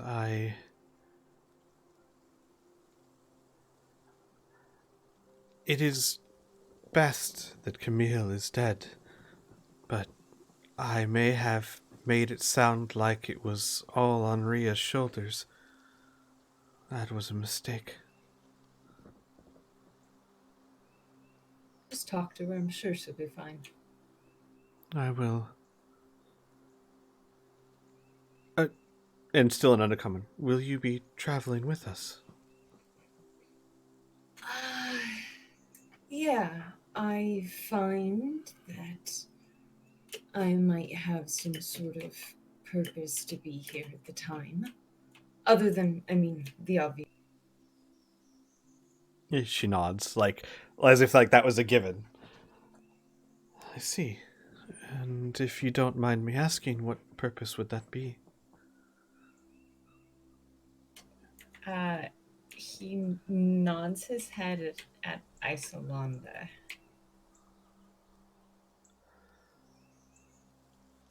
She looks from Isolanda to you. Is it true what they said? Loth wants her. He nods again. And do you not... is she not your goddess? Say in the undercommon, checking around the store. As This they're is all walking in through, feeling undercommon. A little uncomfortable. Yeah. I've spent almost 1,000 years escaping her claws, so it's not really that she's my goddess by choice, but by race, if that makes sense. I was Shala's nodding. raised in a church as a female priestess. Her eyes widen. I am not intimately familiar with all the ways of the drow, but wouldn't some consider that almost blasphemous? A male? Not that I feel that way, but, well, other drow. It was kept under wraps by my family, to say the least. There was an intention of bringing great glory to them, which probably was along the lines of sacrifice, if it's my guess. I didn't last there long. I only made it till about 8 or 9, and then I was gone. That's disgusting. You can provide just as much glory being a boy. He raises his eyebrows at that a little. And then she kind of like thinks about what she said and looks around her. You've been traveling with this group for a long time. There are many females here. Has that been difficult for you? There's a lot more drama than I'm used to, but I find it's enjoyable and comfortable, and I actually spent the greater part of the 1,000 years with only female. She nods. And do you speak your mind? He kind of looks down into the side a little. When it's important. Mm-hmm. She says in undercommon somehow. She studies Robin for a long moment, and then kind of puts Isolanda down, stands up straight, and in a loud, clear voice in common, Robin, if you are to be traveling with us, I insist that you speak your mind to me if you ever feel that I am being foolish or stupid. More to the point, if there is anything in any way I can do to increase your happiness or contentment, I expect you to tell me. If you do not, if you hide your voice because I am a female, I will be very disappointed. He has the biggest stupid grin on his face and like points at her and shakes his finger and says, "You're good. You've played this game before." I was trained by a male drow. And she kind of looks down. I saw how he was treated. And my brothers, they had to kill more than one priestess to earn respect. And even then, she kind of shrugs. He nods very knowingly.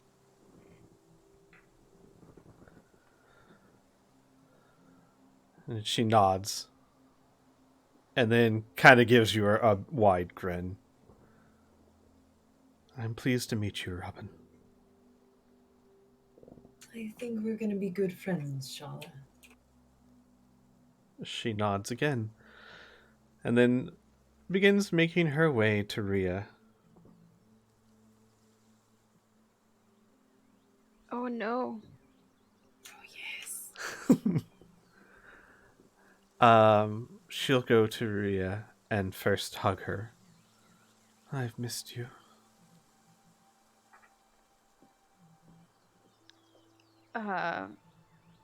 Since she was kind of just standing off to the side while everyone else was perusing. Staring at a sword. No, she's just sort of just, keeping an eye on everyone. Not really looking at anything particularly in the store. But she will smile back at her and say, I missed you too.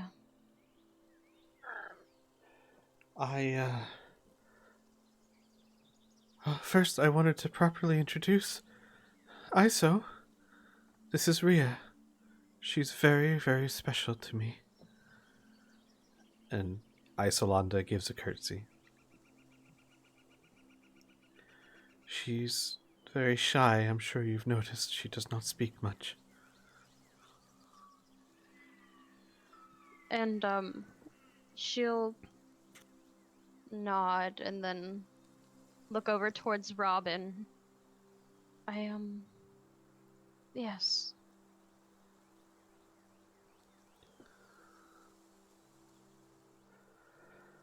And then she nods. I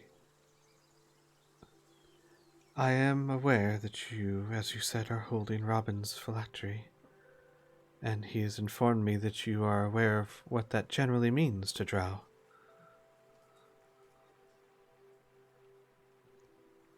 Oh boy. She looks back at her and sort of nods for a moment, and then it hits her and her eyes just go wide. She's like, Oh, I, it's not, I don't. I love you. Shala just I didn't. smiles and puts her hand on the top of your breastplate and pulls you into a kiss. And then backs a little. My heart is yours, Rhea, and I hope yours is mine. It is. She nods. And Robin, do you think him a good man? She kind of gives her a curious look, but nods. He's kind, a good friend. She seems very happy by that answer. Good. Then there's nothing to worry about. And then she kind of lowers her voice and whispers, as long as you know who you share your bed with. Oh. Rhea's face now matches her hair. Uh-huh. Shala kind of expected such a thing. Mm-hmm. And then she unexpectedly pulls you in close and whispers in your ear, I'm sorry. I'm so sorry. I put so much weight on your shoulders. Camille was not your responsibility. She was never.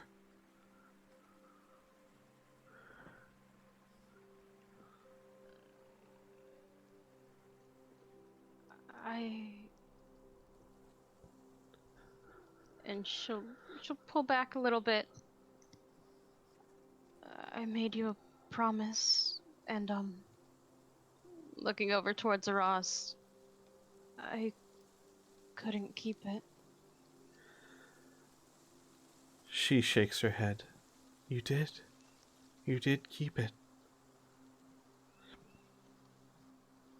My dreams are free, Rhea. Without you, that would not be possible. What does it matter who? This was something I should have asked of everyone, not you alone. It was too much to put on your shoulders, and I'm sorry.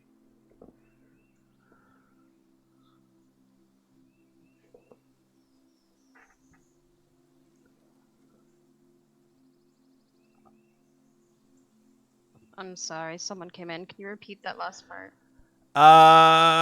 Yes. She goes, this was a promise I should have asked of everyone. It was too much to put on you alone, and I'm sorry.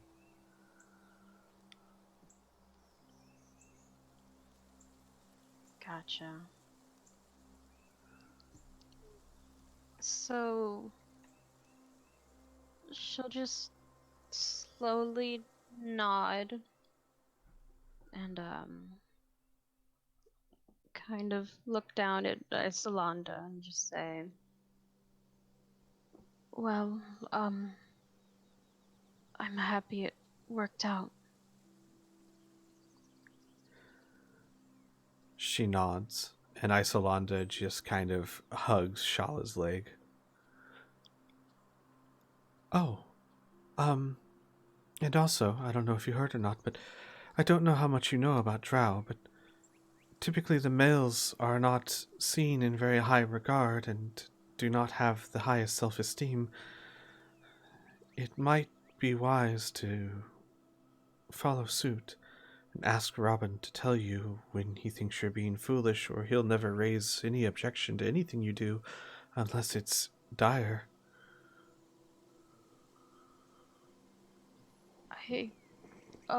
I she'll look towards Robin again. I didn't know that.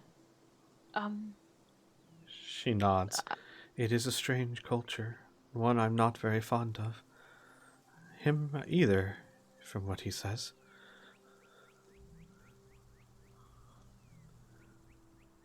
I'll be sure to tell him then. She nods. I guess the best way to think of it is that they are seen as second-class citizens. I guess, lesser than women.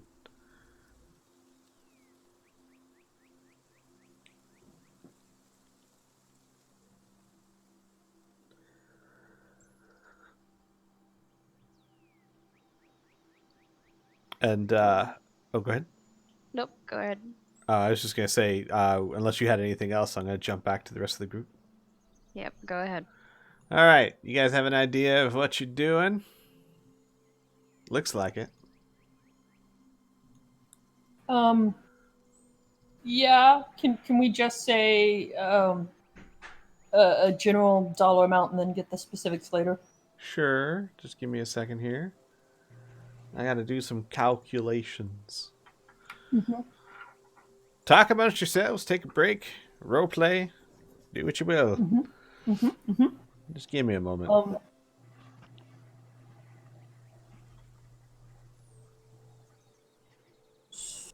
So I'm assuming it's really crowded in here. No, actually, the store is somewhat large. This is Baboon's inner sanctum. He's never let anyone in here other than Brunhilde before. This is where he stocks his cart. Oh, we're special. You're special. Yeah, Amelia's just wandering around, avoiding people. Ross is Looked like she's browsing. after she put down Cropopolis. Because I mean, I didn't say earlier that she was still carrying Yolanda's, but Yes. she will go over to Amelia.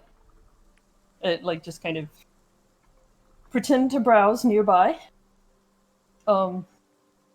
Until she kind of works up the courage and asks her, how you doing? It takes a couple of seconds for her to answer. It almost seems like she didn't hear you until finally she just sighs and takes whatever she was examining with not a great amount of interest and sets it back onto the shelf.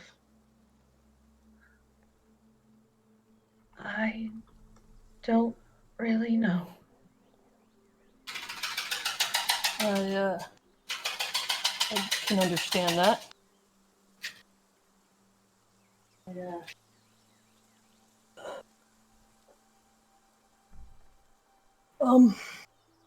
I can't pretend to know that I know what you're going through. I know some of it. She gives you a very, very tired smile. I don't think I would want you to. I'm here for you if you need someone to talk to.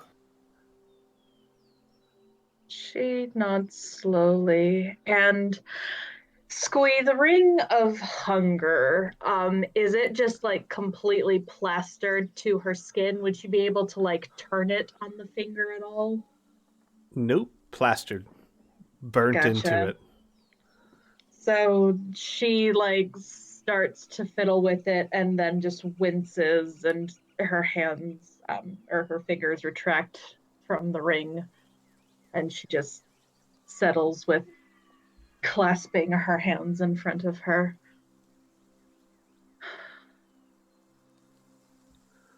You know you don't have to go through all this alone. You once, long time ago, talked about us being sisters. I know a lot's happened since then. I kind of hope you still feel the same.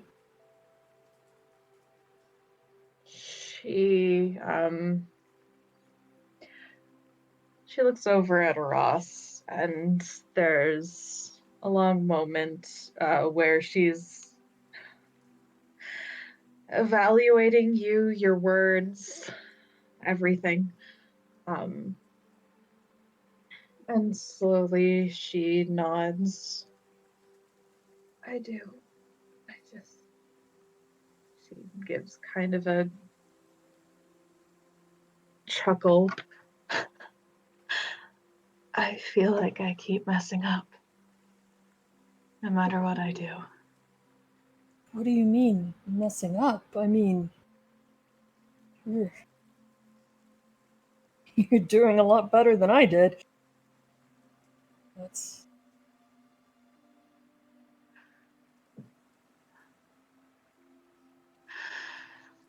She looks back at the shelf and kind of stares at something on there, or maybe past it, and she shakes her head. No matter what choice I make, there's always a mistake, or something goes wrong, or someone gets mad. We're a sometimes volatile group. That's... And I think we all have a lot of things we need to sort out. And we might want to do that kind of soon.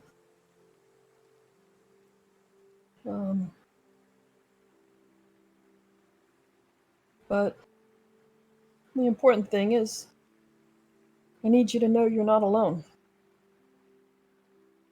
We're here for you. Even if it doesn't seem like it at times. She closes her eyes and swallows hard. And she nods and finally looks back at Ross. Who's been looking at items the whole time and completely avoiding eye contact. Oh, good. What a pair we make. She has a very small, tired smile. And she starts to reach for something on the shelf and just sighs and kind of plops down onto the floor and crosses her legs and puts her face in her hands. Oh crap, did I see the wrong thing? No, I'm so tired. She rubs the heels of her hands into her eyes and stretches and runs her hands through her hair.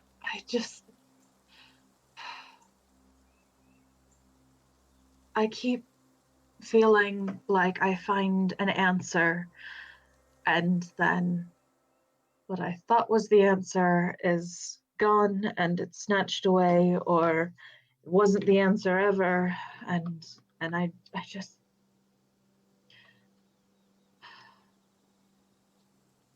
and in a very, very quiet voice, she mutters almost to herself, I just don't want to die. I did that once. I don't recommend it.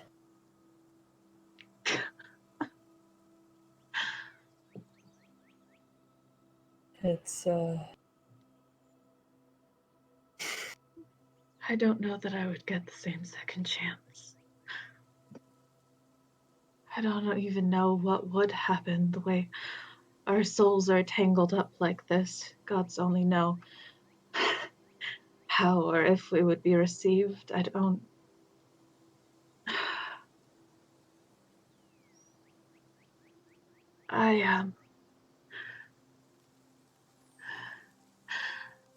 I technically lied to you a while back. You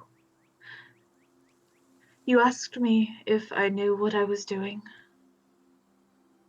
when I tied her to me. I knew what I wanted, I knew that I didn't want her to leave. I didn't technically know what I was doing in the aspect of how and the result of what would happen, but the intention was there. I didn't want to let her go. And so I didn't. And I suppose this is my punishment. She lifts up a hand to her throat. All the black and purple markings just spread across it. I don't know if I'd call it a punishment. It's definitely not a good situation. I mean, but I probably might have done the same thing if I had known when I lost my brother. But it's something we can fix, right? Or change? I don't know what undoing it might do, but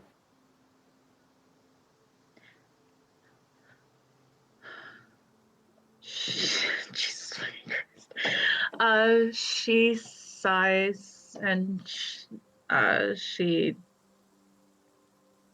sits up a little more.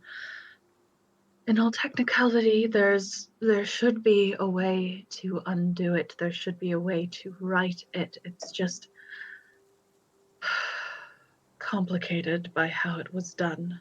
And she mutters something to herself before shaking her head. I had hoped that if we could find a new body for Annika, we would be able to separate her from me without worrying about her soul going to Gadrian to reconnect with the last of it. That way she and I would be separate, and we wouldn't have to wait until we found him. I don't even know if that would work.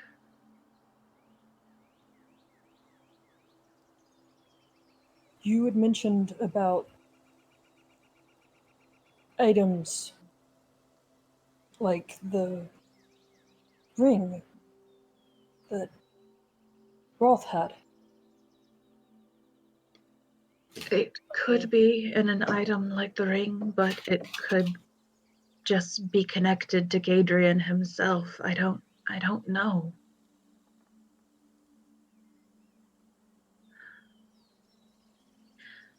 And I don't know if I have the time to wait for us to get to it. Well, what is... I mean... I'm so far out of my league here, honestly. She shakes her head. This isn't your fault, and this isn't on you. You don't... It's not your fault either. It's It's just wanting to save somebody.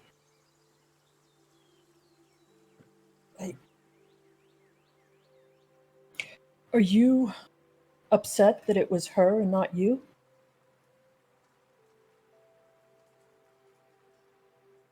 She goes very still and very quiet. And she kind of presses her lips together in a tight line. I don't know.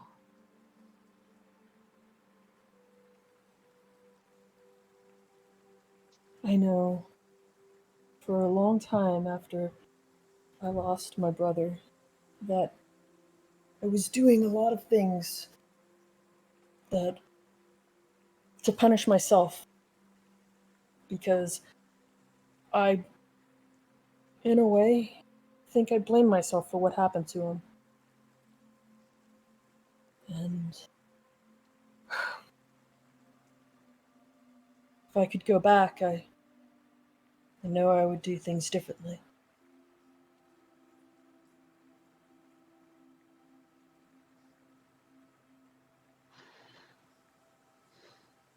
I hope you don't blame yourself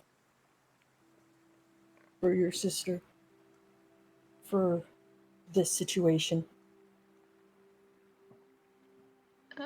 She actually pulls her legs up to her chest and wraps her arms around them. I just keep feeling like if she had been the one, that she would have fixed this by now. That every time she's the one that's in charge, she's able to do things that I can't. She makes it so easy to just sit back and watch her take over. But she's not the one that walked into that house so many months ago.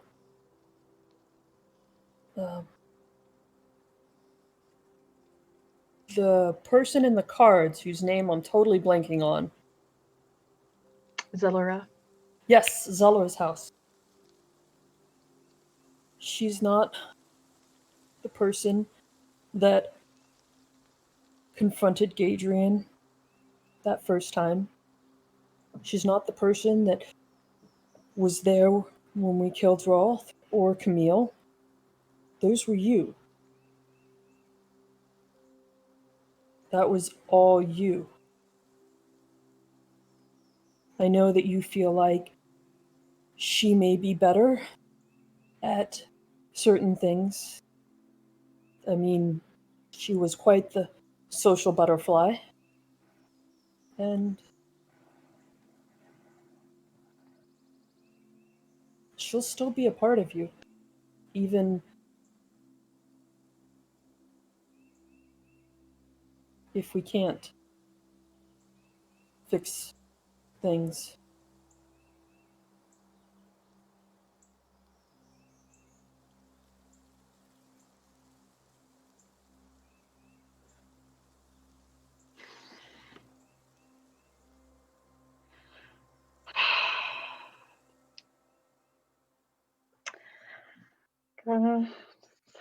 Real quick. I don't expect this to be anything that you can solve or fix overnight. And I don't think it's anything you can fix on your own. You're probably still going to have a lot of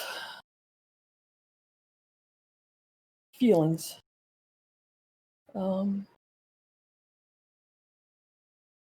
I just hope you don't direct those feelings into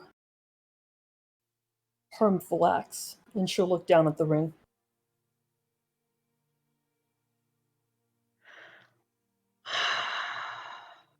The Shwanti have a saying about grief and trauma. They say if you don't fix what hurts you, you'll end up bleeding on those who didn't hurt you.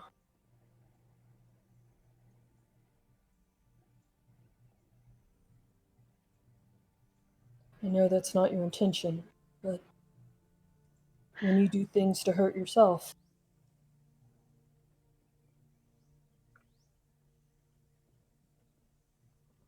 you also hurt those around you.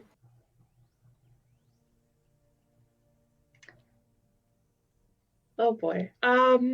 So Azeroth finishes Amelia, who has just kind of been curled into herself, mouth buried against her legs.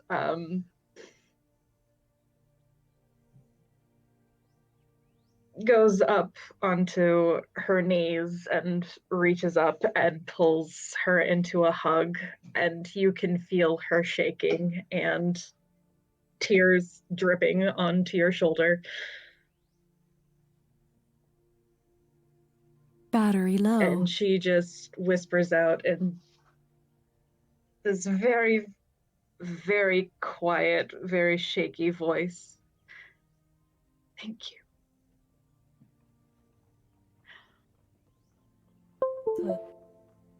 Probably Charging should have said battery. something earlier.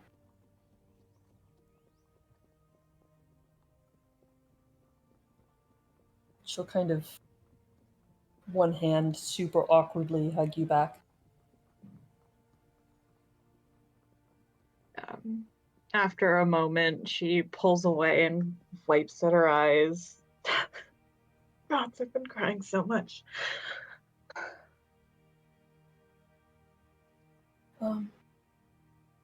Ross will pull out her water skin. It's important to hydrate. She will take it with a small smile and take a drink, and she will stand and dust off her pants and just clear her throat and try to act like a normal human being again. Well, half elf. Whatever.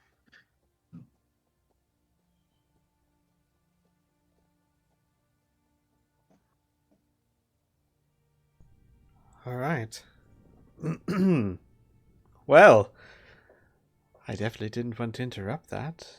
Do you ladies have anything else? Are you good? Yep. Sure. Okay. Quick question before I reveal the totals of my mathematics, my brilliant trigonometry calculations of calculator usage. There are 23 black onyx gems. Do you guys have any intention on keeping those, or do you want to sell them?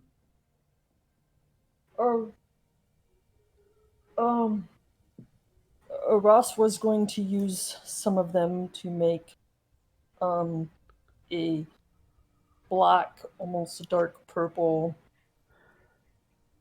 lily. Morning glory. Sure. They are 200 gold apiece, so how many do you want, and how many do you want to sell? Oh, wow. Okay, 200 gold apiece? They are valuable. I did not know that. They were intended for magical purposes. We'll How keep many do we 3 have? and sell 20 of them. Okay. So let me carry the one there, you guys. So this is including. So make sure to mark this off your chart. Whoops. This is including the assorted gems and jewelry and the paintings, right? 30,875 gold coins. For all the things you have in green, including the hookahs and the onyx gems. Damn. So, a bit of chunk of change you stole from one of the richest houses in Corvosa. Yeah, well, they can suck a dick. Actually, no, they can't because they're dead. Keep in mind, this does not count any actual gold items you have, like, gold, platinum, etc. I didn't include any of that, just what you highlighted in green, plus the assorted gems and paintings, of course. So, 30,875 to spend at your leisure. That is, Robin, that's a lot of tobacco you could get. That is, yeah. I think he's set for a while It's now. a lot of Blinsky toys. Jesus Christ. Please, God, no. This is how we win the war, guys. We just give all of the Grey Maidens Blinsky toys. A gift from the Queen. Oh, man. So the 1,800... Was that what you had already? Or 18,000? Yeah, you could see. No. The 18,000 was what I was calculating, not including the gems. If you Gotcha, look on gotcha. it, you can see going from the top down. Oh, okay. You got your gold up there. All right. So total, you guys are looking at. Hang on now. 30 plus 5,000. I'm guesstimating here a little bit for the platinum because it's 10 gold for each platinum. So 536 platinum is actually 5,360. Plus 2,916 plus 4. We'll just say 400. You guys are looking at a total of around 39,551 gold pieces. So just shy of that paladin sword. Oh, screw you, bastard. Robin, I need a sword. Just like, just 120,000 below. But like I said, let me know anything you want to purchase from there. I'll remove it from the list. Go ahead and keep that URL. Maybe I should pin it to the Yeah, you should pin it to the thing. Though I'm not sure how to add things to there. I'll look into it. Oh, I can. I can already. Okay, I can just add items to the shop. This is perfect. Can we put that sword on layaway? No. I mean, he can reserve it for you. You are, of course, my very best patrons. I will keep this for you if you are truly interested. For a year or so. Kind of shrugs his Everyone shoulders. looks at Ross, or not at Ross, at Rhea. Our resident paladin. Oh, can get that much gold.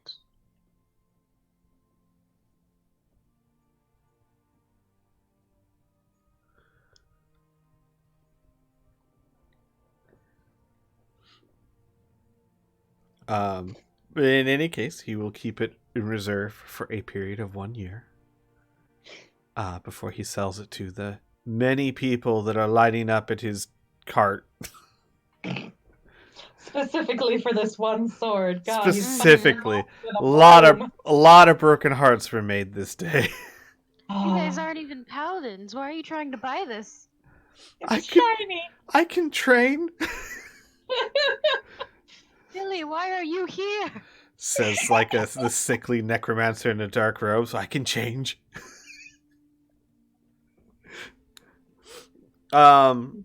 Is there Paladin of vengeance. So, one thing that should be noted, this is unlike the hotel or the mansion. This is not a place that you guys can spend an evening or a great length of time in. Typically speaking, about 30 minutes is the most that you can spend in the shop. God, if only that were true for regular retail. Mm-hmm. But that is important to know because you guys are resourceful. You might be able to use that to your advantage in some way, shape, or form. But you can enter the shop for up to 30 minutes once a day. Okay. So now you don't have to go, hey, Baboom, do you have a... hang on, get a pencil. Take this down. What? That's the fun part. No, the fun part is earning his trust enough to be allowed into his inner sanctum. Mm-hmm. God, at some point it just turns into a telephone game of like, who wants to order the fast food? Just like, what did you guys want? A number? Are you sure you want? Do you want the meal or just the sandwich? Did Isolanda want the shrimp fried rice or the? All right. So Baboon and Brunhilde bid you all adieu. And look forward to seeing you the next time. And of course, Baboon says, and as always, my friends, do not think this has changed anything. If you ever require my services in a much more personal sense, just let me know. Oh, by the way, I'm going to need you to mark off 335 gold from your list to cover any services that he provided while with the Arconas. How much was that? Sorry? 335. Okay.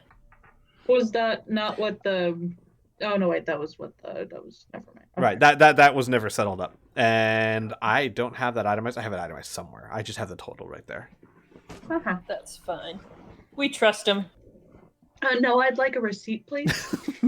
I really should. I'll try and find it, but from now on too, I'll make sure to keep an itemized receipt, just in case, because it's fun that way. That was 16 cantrips, 2 level 4 spells, using an abacus. So, with that, you guys make your way out of the store with Shala, as she is refusing to leave Isolanda's side. Though interesting thing to note, and Shala would find this interesting as well, Isolanda tends to gravitate back towards Robin's cloak. Alright. I don't mean walking either. She's pulled toward. No, she does tend to slowly make her way quietly to where Robin, roll me a perception check, actually. Okay. Suspicious. He's dumb. Yeah, you just notice at one point that she is holding on to your cloak again. Didn't know when she got there. He just ignores it and makes sure he doesn't take very wide steps. And at one point, Shala would say to Rhea, "Has Iso been like that the whole time?" Essentially attached at the hip. Yes. Interesting. I don't think she has very many memories of Drow. She spent, much of her life with us.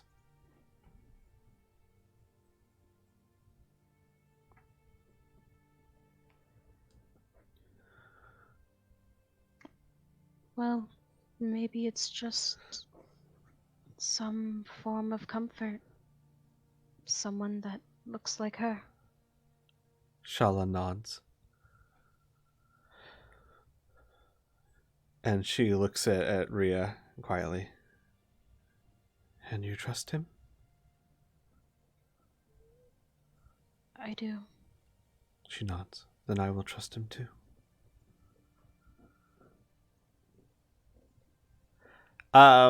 As the group goes from one pocket dimension to another pocket dimension. I assume, Aras, you cast the mansion?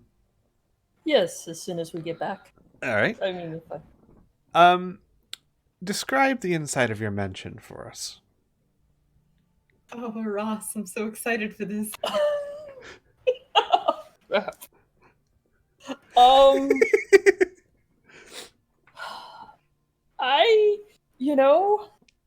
It will look a bit like her home, or her house that she grew up in, but only slept under the stairs. Because she wants to have the experience of being in a beautiful house with all the stuff that she can use and go everywhere. So it will be a beautiful 2-story, almost kind of like a southern plantation home with a big front porch that people can sit on. Would that be allowed, sitting on the porch? Still technically in the mansion? Yeah, no, unfortunately not. It's only No, the okay. inside of the building.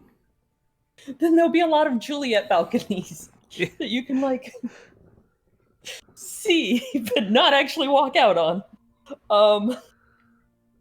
Inside, you'll have a big grand staircase that comes down on 2 different sides. A huge formal eating room, whatever those are called, formal dining room. Mm-hmm. Upstairs will be lots of rooms, but at the very top of the stairs will be a big open library.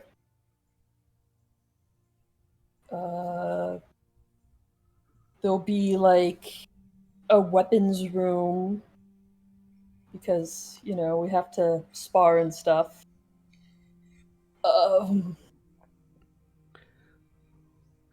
I think that's it. And tons of bedrooms, obviously. Yes. Important thing to note. The library is full of all the books Aras has read in her life, which is quite a few. So, while there may not be much there for Aras to read, other than rereading things and catching back up, any of you can read any books that Aras has read at some point in her life. The food in the dining hall. One more thing. The servants, what do they look like? As this mansion is staffed with 100 servants. They are in formal attire, like formal servant attire. Even though she's uncomfortable with it, it's just what she's used to. So it will be like the men wear tails, the women wear formal maids type outfits.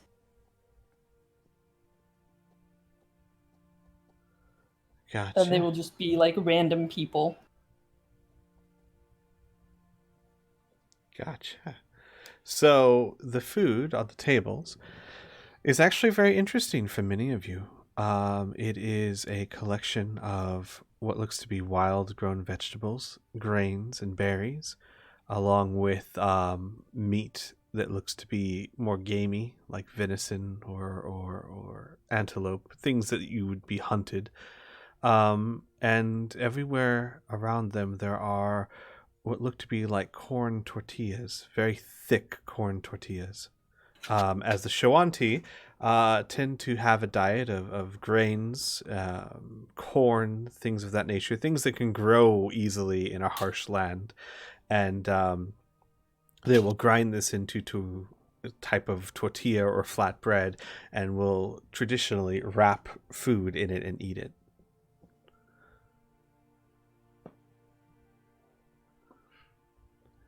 So, Murray, once you enter the mansion, you see the dining room with food everywhere, and there's your pot boiling outside. Yes, Sib, fry Whatever. bread. Absolutely I'll just fry put bread. it in there too. Sib, I'm totally thinking of Navajo tacos right now. Oh yeah, I mean, absolutely. There's got to be some serious Navajo taco, fried bread tacos going on. God, I miss those so much. Me Anyway, too. where were we? But yes, so welcome to Aras's mansion. Enjoy your stay. The temperature is very comfortable. It's neither warm nor cold. It's not stale at all. It's almost as if there's a fresh breeze at all times. It has a pleasant scent to it. The bedrooms, each bedroom has a large 4-post bed, complete with its own bathtub wash basin, fully filled with hot, steaming, soapy water that doesn't seem to get cold.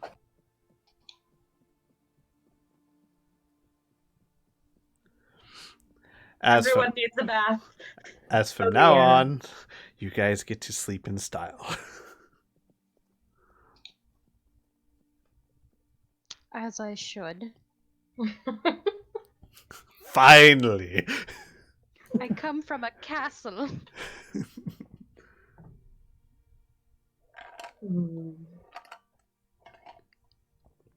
Oh, that's cool.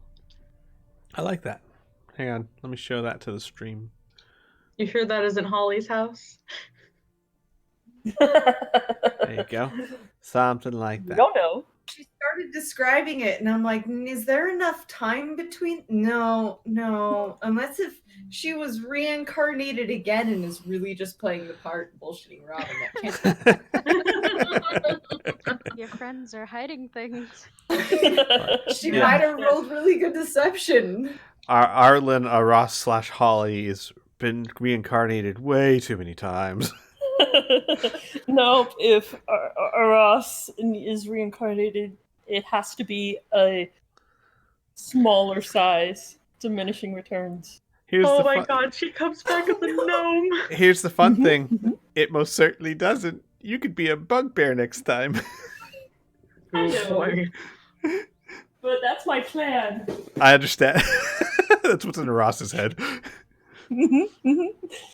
All right. So, anything you guys would want to do other than spend a nice, relaxing evening, literally safe for the first time in a very long time, as it is nigh impossible for anything to reach you while you're in here. Also, the Yes. door, when everyone enters, Aras, when everyone enters, as long as you're the last one to enter, or even if you're not the last one to enter, when everyone who is designated to be in there enters, the door disappears, as if nothing was there. Like rope trick, almost. Oh god, she locked us inside. Ah, shit. Now the real game begins. Well, Great game of Clue. from your point of view, though, no, there's just a front door that you can open at will. And it leads back out to the lone pot of boiling stew. Oh. Did we not bring that in? Brought that No. inside. Yeah, it's in here somewhere, right? I know, just the image is hilarious. Ross made a very nice place on the table for that pot of stew. It's like front and center. Uh-huh. Oh. Uh-huh. Lovely decoration. Uh-huh. You would all be attended to by servants in fine dress, as they would take your or attempt to at least take your cloaks and your like brush off your dusted boots and things of that nature. And basically, as long as you are guests in a Ross's hotel or a mansion, they are at your beck and call. Imagine Oh my gosh. you can treat them basically like you could an invisible servant, though they're not invisible. Amelia does not relinquish her coat or her poncho. I doubt many of you do, honestly. Mm-hmm. Yeah, I guess that poncho's yours now. We'll give it back. Sir, would you Uh-huh. like to give me your cloak and your other cloak and the other cloak? Guy asks, Robin bares fangs and takes a step away. Very good, sir. Poor like, Alfred. like this kind of thing. Madam Ross, dinner is ready when you and your guests are. I She panicked. She went with what she knew. Oh god. You know It's Batman? just all replicas of servants that she's had previously at the Yup. whole house. Yup. Oh my Yeah. god. Specifically, two that I could think of come to mind. Oh boy. And So then like random people. so you all first I think Neolandus would be taken to a bed. I assume this group wouldn't just leave him on the floor. Oh no. Oh, absolutely. He's just laying there in the fucking foyer. Boring. No, him and Ben Carlo both are going to guest room. Yeah, Vincalo actually wants to eat though. He's starving, so he's going to join you guys in the dining room, and you all are Yeah. eventually ushered into the dining room and seated as like the servants pull out chairs for you, and the same maitre d' standing next to Ross. Madam, for tonight's meal, we've prepared a fine course of corn and other assorted grains, along with fry bread and lamb venison, with water to drink, the highest spring quality, and wild berries for dessert. Oh my gosh. Pumpkin, right? There also pumpkin soup. Pumpkin soup appears. But of course, madam. He never messes up. Amazing. Robin will get up and excuse himself and bow and do like a quick drow hand sign to Isolanda, basically saying he's going to go clean. Yeah, Muri will be accompanying Neolandus, so she will be by his side Oh. until he wakes up. Gotcha. Understood. So So perhaps we want everybody's room has their own ensuite bathroom. Perhaps we should clean up a little bit before eating. Oh, absolutely. My sincerest apologies, Master. I was assuming you would be famished from the journey. Of course, all the rooms are filled with hot but not scalding soapy water with brushes. If you need any assistance or fresh clothes, simply alert any of our servants, and they will be there to attend your every need. Robin waits. Which, I should point out, that while you're in the mansion, you can wear any kind of clothing you like. It just can't leave with you. Yeah. So everybody has like monogrammed bathrobes. That's amazing. Solid gold Holy shit. colored. Shala would take Isolanda to a room. I'm guessing a room that she will be sharing with Rhea, yes? Sure. I don't know. It's kind of up to you on that one. I mean, I no issue with it. Everyone has their own individual rooms. They don't have to necessarily sleep there. I just want to mention they all have individual rooms. Why are you cock blocking me? You can Robin's sleep about to wherever the come hell knock you on want. your door too. Yeah. Screwed. Not the good way. And each room has their initials on it, so you know where, Seriously? Oh my god. Are Rhea and Shala's initials like surrounded by a heart?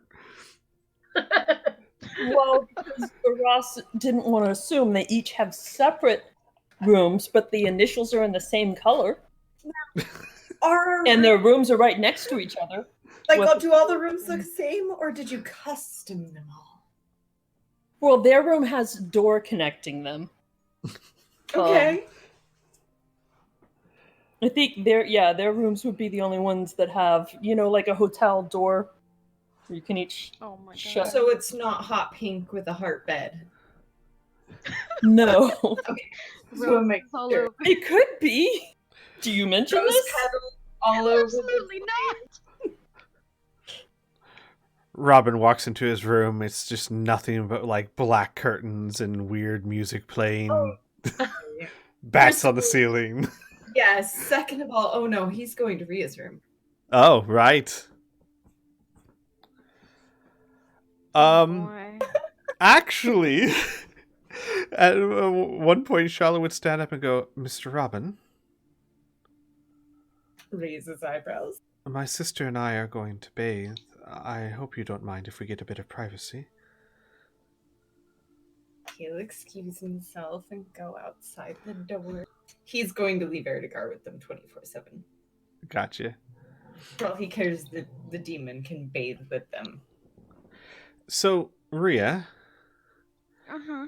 during this time, you find that Shala is, unsurprisingly, incredibly gentle and affectionate with her sister as they take a bath and play, and Isolanda seems to smile and be far more expressioned when around and conversing with Shala.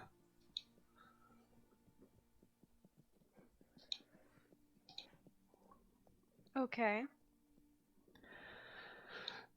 In any case, I assume everyone takes a bath, gets cleaned, etc. Mm-hmm. Robin, what about you? Yeah, he'll nosy around until he finds something with his name on it.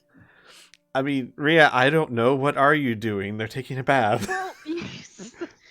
I mean, the moment that she's like, oh, my sister and I are gonna bathe, would you mind giving me some privacy? He's gonna be like, oh, okay, so I'll just go somewhere else Yes, then." I'm sorry. I thought this is what you're hearing through the door. It's very clear that Okay. they're laughing and giggling, and she's being Just far more expressive. making sure Yep, she's nope, not like- understood. I should have been clear that this was an audio experience.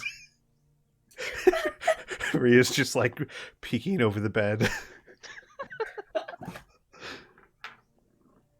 Everyone cleans. you can wear clothes of your choosing. You don't have to be your armor or your travel worn clothes. Like, for example, you see Vincarlo comes in a fine black satin pants and a volumeless white blouse with like the big sleeves, and black glove on his left hand.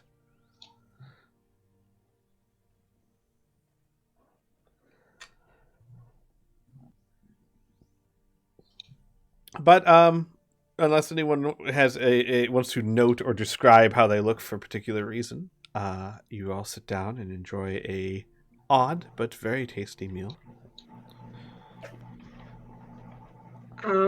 Actually, it takes a little bit longer for Amelia to come back out to the dining hall, and when she does,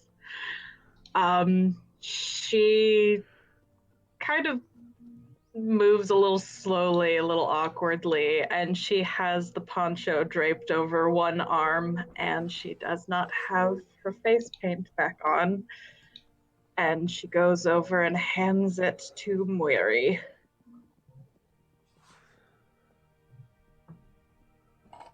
Moiri will take it slowly. After a moment, she mutters, "Thank you." And she will go over to her seat. Hold on. Murray throws her back at her. Fuck you. No, Moiri will cock her head at you. Would you like to keep it?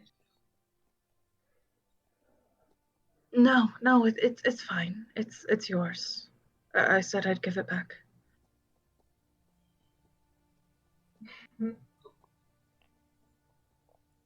What's mine is yours, Amelia. You may keep it if you like. She looks down at it, and you can see like a finger lift as she thinks about taking it back, and she finally shakes her head. I'm fine.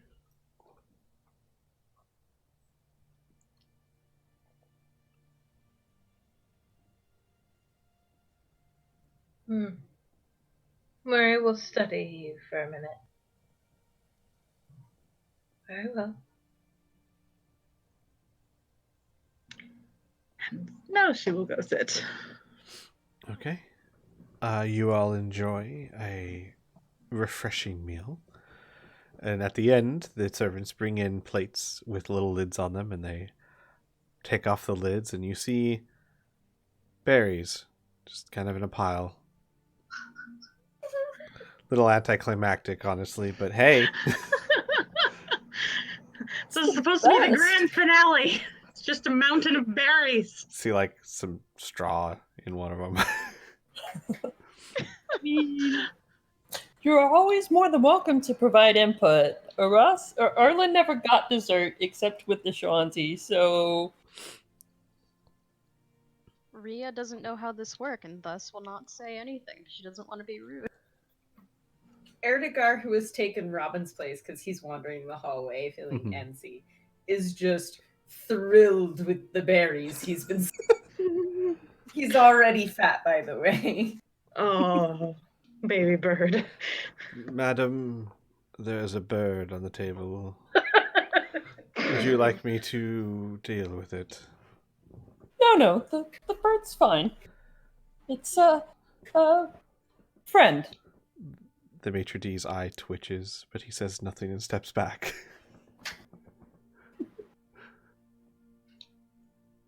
Did Isolanda come back down? Yes, she is with Shala and Rhea, and sitting between them. She eats ravenously, but quietly and politely. And when I say quietly and politely, I mean like Ross, impeccable table manners. Well, my father would have been so proud.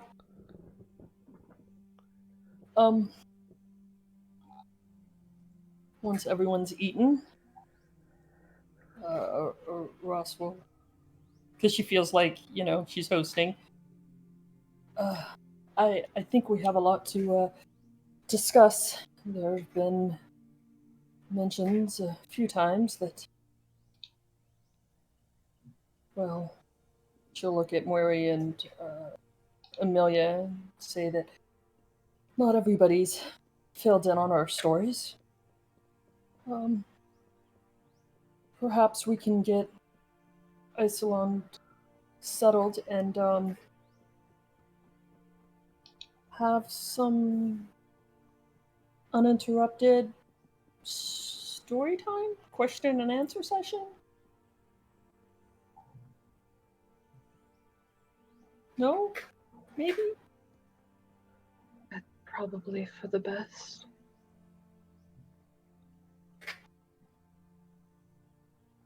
Did Mori you will want not. to do that now? I mean, it's gotta happen sometime. I at least feel like, well, I'm probably the only one that knows what we're getting into.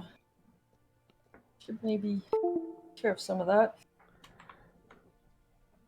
Amelia stands up. I'll go get Robin then. She'll go off, try and find him. Hopefully he hasn't wandered off too far. This is very interesting and important. Robin, do you go wandering all the halls? Yeah. He's exploring the structure. This is unexpected. I did not Oh, realize boy. it was going to be a Ross using this. Robin, at some point you find a door that is not like the others. It is made of a dull, hard gray granite that looks pockmarked and unrefined. Well, he's going in every single room. All right. Are you okay? Do you need to stop? No, I'm good. Let's keep going for Okay, another hour. gotcha. All right. I'm sorry, and you said you're going to explore it? Oh yeah, he's going from door to door like he's never seen it. Well, he's had experience, but not in this dimension. He's opening them, looking around the room, shutting the door, going to the next, just every single door down. Got you. You put your hand on the door and you find that it is very warm to the touch. Not uncomfortably so, but very warm. You open the door, and inside looks like a dark gray granite cell with a single imp sitting on the floor. You open the door and it looks up. Oh! Hi! I don't think you're supposed to be here. And you're supposed to be here? Well, yeah. How about you explain? Not sure I want to. Who are you? Why are you in Ross's mind? I'm sorry, no. Why are you in Arlen's mind?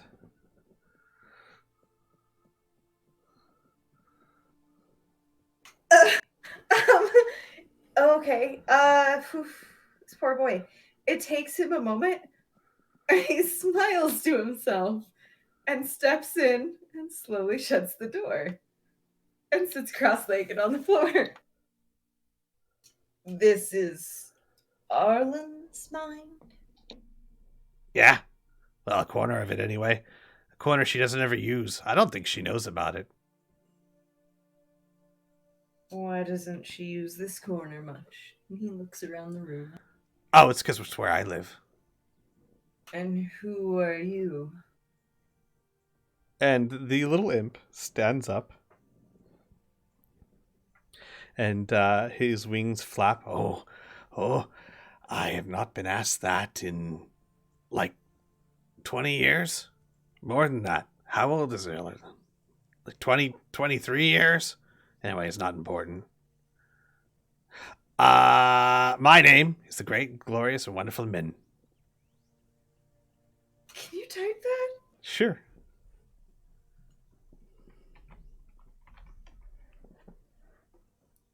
All right. Are you like her, waves dismissive hand, imaginary friend of some sort? No. God, I hope not. I was real. I was a real imp. What's happened to me? Am I imaginary? Settle down. Like, he gets Oh, very man. frantic. No, I'm pretty sure you're not imaginary. You obviously still exist in some sort of form. Oh, God. Starts, like, feeling himself. It's been a long time. You get a little stir crazy. So, it looks really like, what is this thing doing in this magic house? Why is it in this room? Why does this room exist in this place? Why are you here? This place? He looks around. Oh, yeah. It does look a little different, doesn't it? Did Arlen, like, make anything?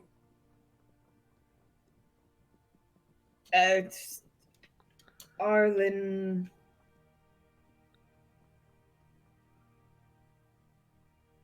Arlen. My You know. friend Ross made this structure that we're in. Oh, right. She likes to use that name. Whatever. Like she made it, like, with her mind? With a magic item. Yeah, that might explain it. So, where to start? And, like, he starts pacing back and forth. So, Arlen, or Ross, whatever. I like Arlen. She was born, right? That's one And, name. yep. And, when she was born, she was promised to a very powerful, somewhat menacing and mean demon by her mother. Did you just say Arlen's mother is a demon? No, by a just demon? made a contract with one. Oh, great. Wonderful. I see where this is going. Dad didn't like it that much. Something about firstborn daughter, didn't want to give him up, yada, yada, yada, yada. He cut a deal himself, which got him me. And then I was placed in her head. And I've been here ever since. And basically, I'm kind of a big deal. I am the only thing that prevents this big high muckety muck from finding Arlen and taking her.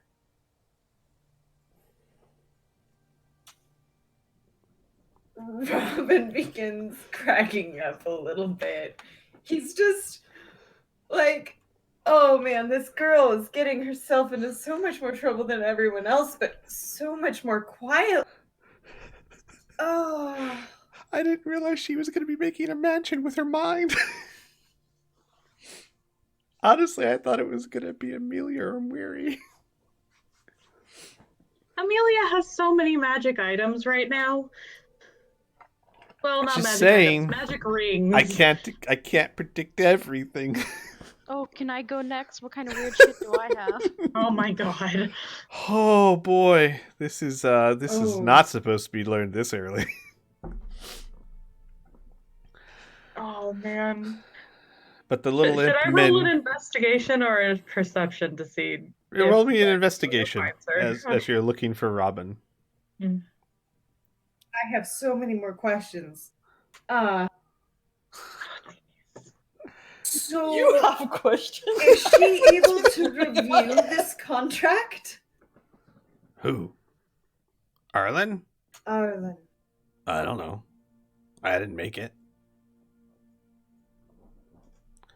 If her parents are alive, they would be able to, but alright. He looks at you. You're acting like I know these things. I really don't know these things. I'm just here to do one job. Robin looks at the little imp to stop the thing from finding her. Mm-hmm. How's your job going? Pretty boring. Honestly. You're like the first person I've talked to in ever. Well, I'll have to come back and visit you. Really? Drugs. Why not? I'm awake most nights. I don't like to sit still. At least this is unique conversation. Right? Well, I mean, it's unique for me because, it's the first one in 24 years. Crap, I don't... What day is it? Much further probably along than when you think it is. Oh, no. That just means you're doing your job well. I suppose. That's me. Men the Great, Glorious, and Wonderful. Doing one job. Really well. Oh, man. So I will be back probably later. Right now, my mind is a little bit full, and I think I have 100,000 questions about you, where you're from, and where I can get the details of this very interesting contract on my friend. Uh-huh. Sounds great. I'll just be here then, because I Like can't food. leave. What? Food. Do you like makes the motion to eat? What's that? Yeah, I'll bring you something. Oh, all right. He brightens up. All right, well, Robin's gonna find a servant. wait, hang on. You're not Yes. demon in disguise trying to find a Ross and just using me to get to her or anything? Because that'd be bad. No. Probably but should have just thought in about that. case- Yeah, you should probably be more careful. Don't let nearly anyone come in and talk to you. I really have no control over who opens that door. Honestly, didn't even realize there was a door there until you opened it. Oh, man. Can I Arcana check this door? Yeah, sure. Yep, that's about right. It's a door. Door. It's granite. Sounds like this is terrible. Okay, got it. And will nod. I'll see you probably shortly as far as you're concerned. I'll be right here. Just, working on my physique.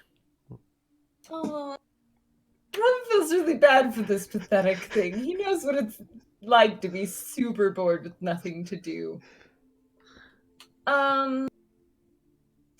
He only has tools on him. Yeah, he'll be back. All right. So, Amelia, you're searching down the halls for Robin, and you come She across a gets hall. so turned around. She finally come across a hall that has a weird granite door at the end, and right as you notice it, you see Robin slip out from it. Robin, oh God, there you are. What is that? Your room? It is no room in particular that we need to pay attention to at this moment. I've learned some very fascinating things, though. He's gonna cast Silent Image and make the door go away. Robin, roll me a deception check. This is gonna be great. Yes! Are you fucking serious? Oh my God. He seems fairly truthful. Doesn't seem that important as far as he's concerned. I can't believe I rolled okay. I know. Oh my God. She just nods like, oh yeah, there are a lot of rooms. I'm not entirely sure what she was thinking when she made this many. There aren't even that many of us. And then she pauses and shakes her head. There's going to be a lot of sharing of what's happened and the story so far, I guess. And you should probably come and listen to that. He's leaning over and is checking down your neck and kind of looking at the spots to see if they've moved. sharing. I do seem to encounter an awful lot of that lately. Alright. Can't get enough of it. A little bit sarcastic.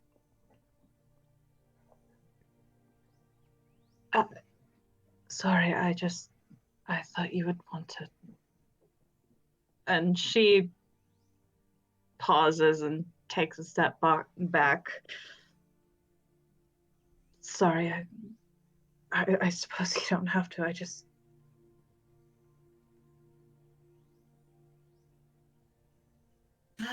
It's not that, it's that sharing implies that things were unspoken to begin with, and it's hard to work on limited information. And we'll cross both hands over his chest and do a quick bow, and then put an arm around her shoulders and be like, so, I've been all kinds of twisted around, and we'll kind of spin her a little bit of a circle to get her a little bit lost too. Jesus, if she wasn't already. Why don't you show me the way back? Amelia, as it's been a minute, a granite door pops back into view. He rolls his eyes and goes the other way. Still arm around her. Look at that door. Squints back at it. Minor illusion only lasts a minute.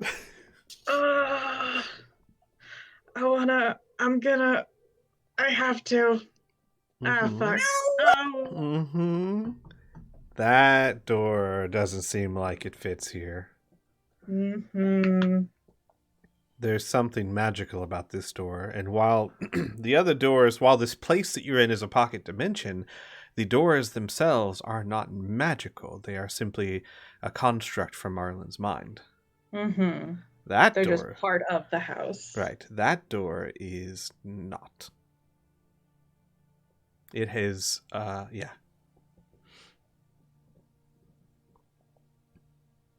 Sorry, Robin. Mm-hmm. Okay. So she allows him to lead her off and hopefully is able to find her way back. Can I roll a history instead to find my way back? Survival. Oh, fuck. Okay, sure. Why not? Oh. It's not horrible. It takes you about 10 minutes or so, but you find your way back. Just like looking between halls, like back and forth. I it might have been this way, I think. No. She starts going back the other way.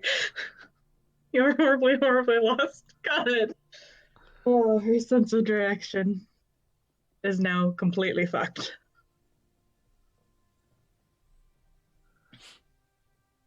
Before they actually get back to the hall, at some point she will actually stop and kind of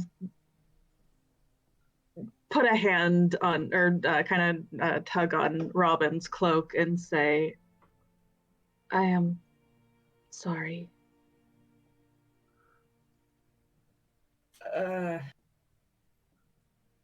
Should I be this confused?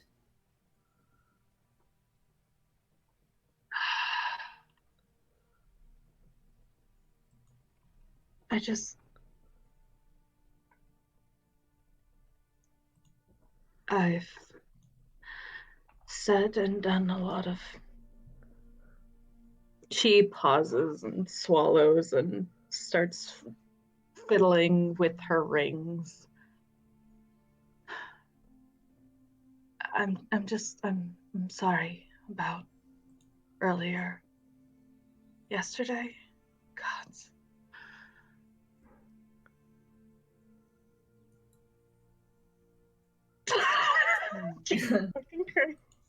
He licks his thumb and steps forward and takes her hand with the ring on it and kind of rubs at the ring and blows on it a little, as if he's trying to cool the area, but knows it does absolutely no good. I know what it's like to have different things pull you in directions you don't want to go. Voice in your head making you do things you don't necessarily want to do. The influence of not wanting to be left alone, no matter what they say or do to you. So you don't even need to apologize to me.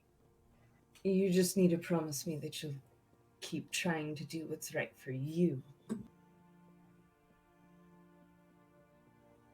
She's quiet for a moment and actually turns her hand to take his for a moment and gives it a small squeeze. When I figure out what that is, I will let you know. I look forward to it. Smile. Very awkward. Starts to turn purple. And she starts walking in another direction, trying not to turn red, failing miserably. Following.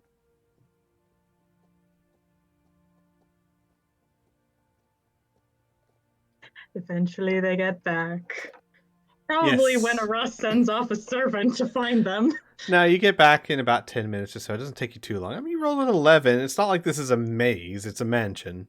You It managed. might as well be for her. She's Right. not used to big houses like this.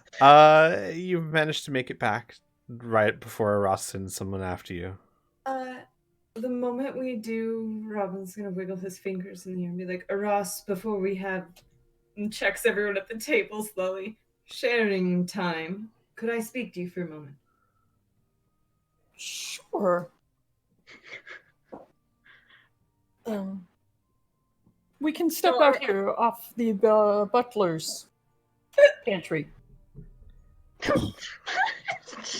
Walk in and make the servants move. Oh my god. So are we still like sitting around the dining table? Or? Yeah. Jeez. Could we like move somewhere that isn't like super awkward and formal? Maybe. To disturb butler, Erdikar is eating all the leftovers. The maitre d' is like standing 3 feet away, just staring at the bird.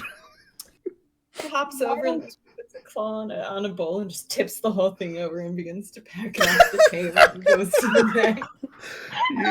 You're gonna give this servant a seizure. Before we leave, Ross will look at Shala and Rhea and say, if you want to get her situated, perhaps we can go to the library for coffee, tea, nightcaps. Some less formal Rhea environment. just looks at Shala. Like, what the fuck is happening? Shala looks as confused. Rhea, you would have noticed as you're sitting right next to her. When Robin came in the room, Isolanda started to put a hand up to wave, but when he started talking to her, Ross, she just quietly put it back down. But Shala nods. We can get her to bed.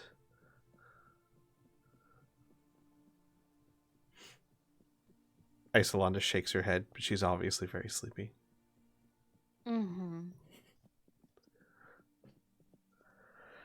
So, yeah, Shala, Rhea, you can join them if you want, but Shala's going to go find a bed to tuck Isolanda into. Right. Yeah, she'll join. And then the maitre d' will say, yes, there is a smoking room if you'd all like to follow me. It's a smoking room. Mm-hmm. Robin's like, Ross, but ISO, but smoking, but Ross, but ISO, but... Let them get settled. We'll catch up in a minute. Turns out Ross's dad, a noble of the city, enjoyed his pipes. Mm-hmm. So yeah, he'll lead you guys to a smoking room, which is kind of similar to what you saw in the Arconas. It's a room with several different couches and chairs, a few bookshelves, and lots of different pipes on stands with boxes of tobacco. But As they're all situated, Robin, you and Aras make your way to a pantry? Just a butler's pantry, you know, Gotcha. where like all the pretty china and dishes and things. It's like a staging area from the kitchen before the dining room. You make your way in there, and you see there's just one servant stacking dishes.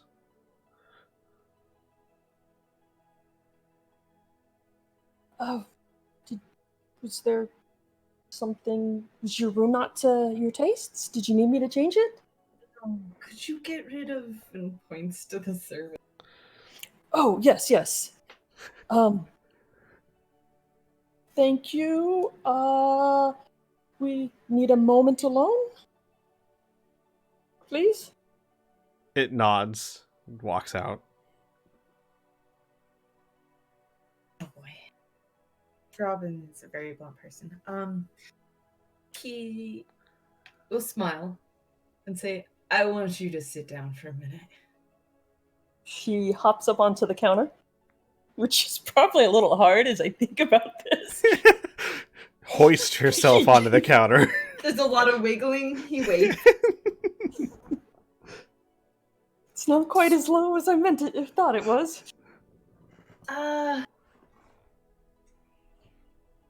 Ross, I'm not a very blunt person, so I'm going to get straight to the point.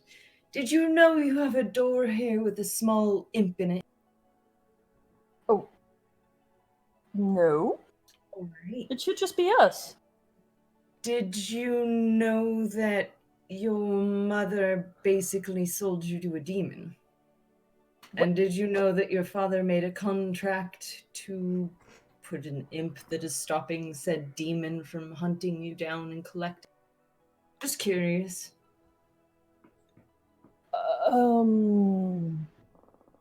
Come again?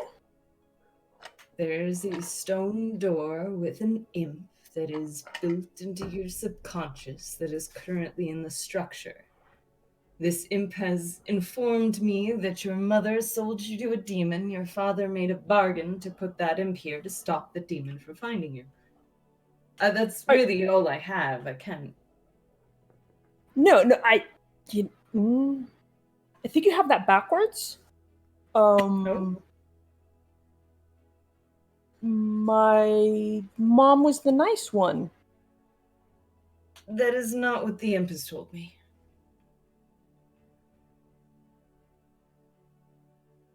I think it would be best if you talk to it yourself.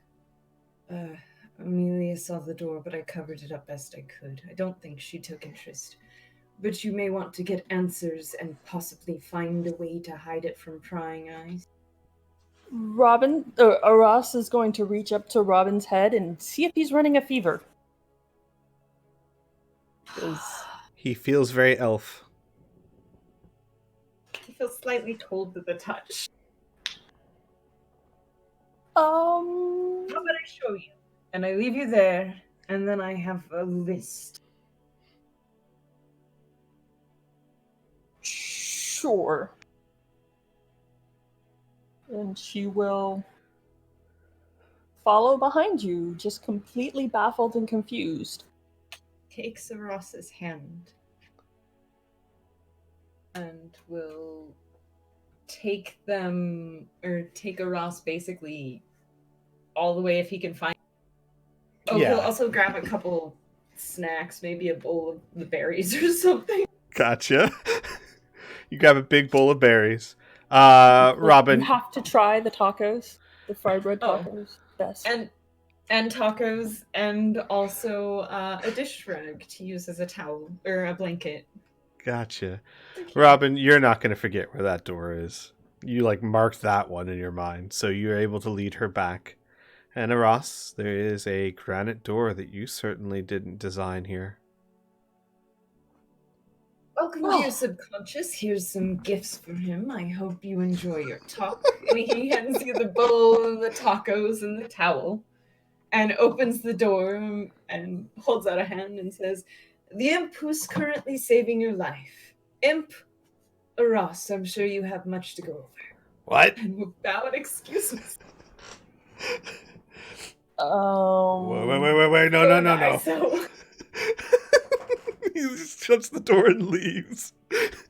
yeah, he's got a girl to tuck in. Oh my god. Aras, Mm-hmm. this little imp, there's a picture in Discord if you haven't seen it.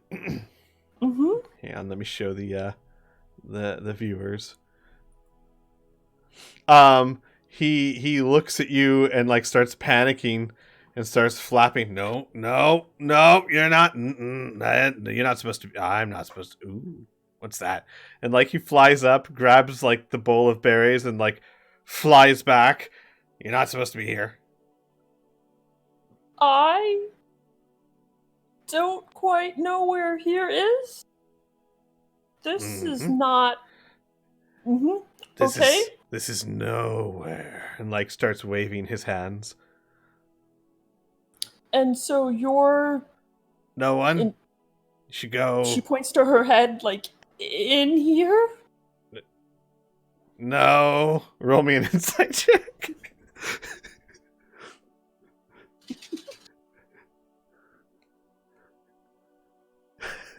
Does she really need to? This imp is lying very badly.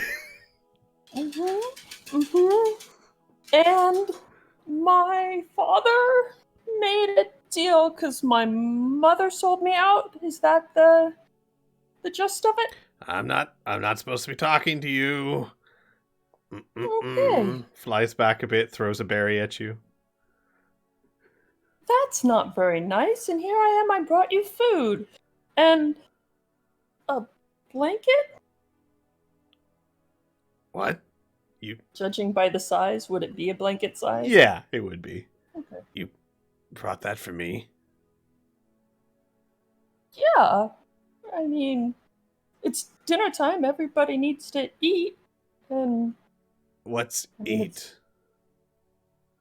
consume nutrients and life essential necessitating substance. Huh? He like cocks his head.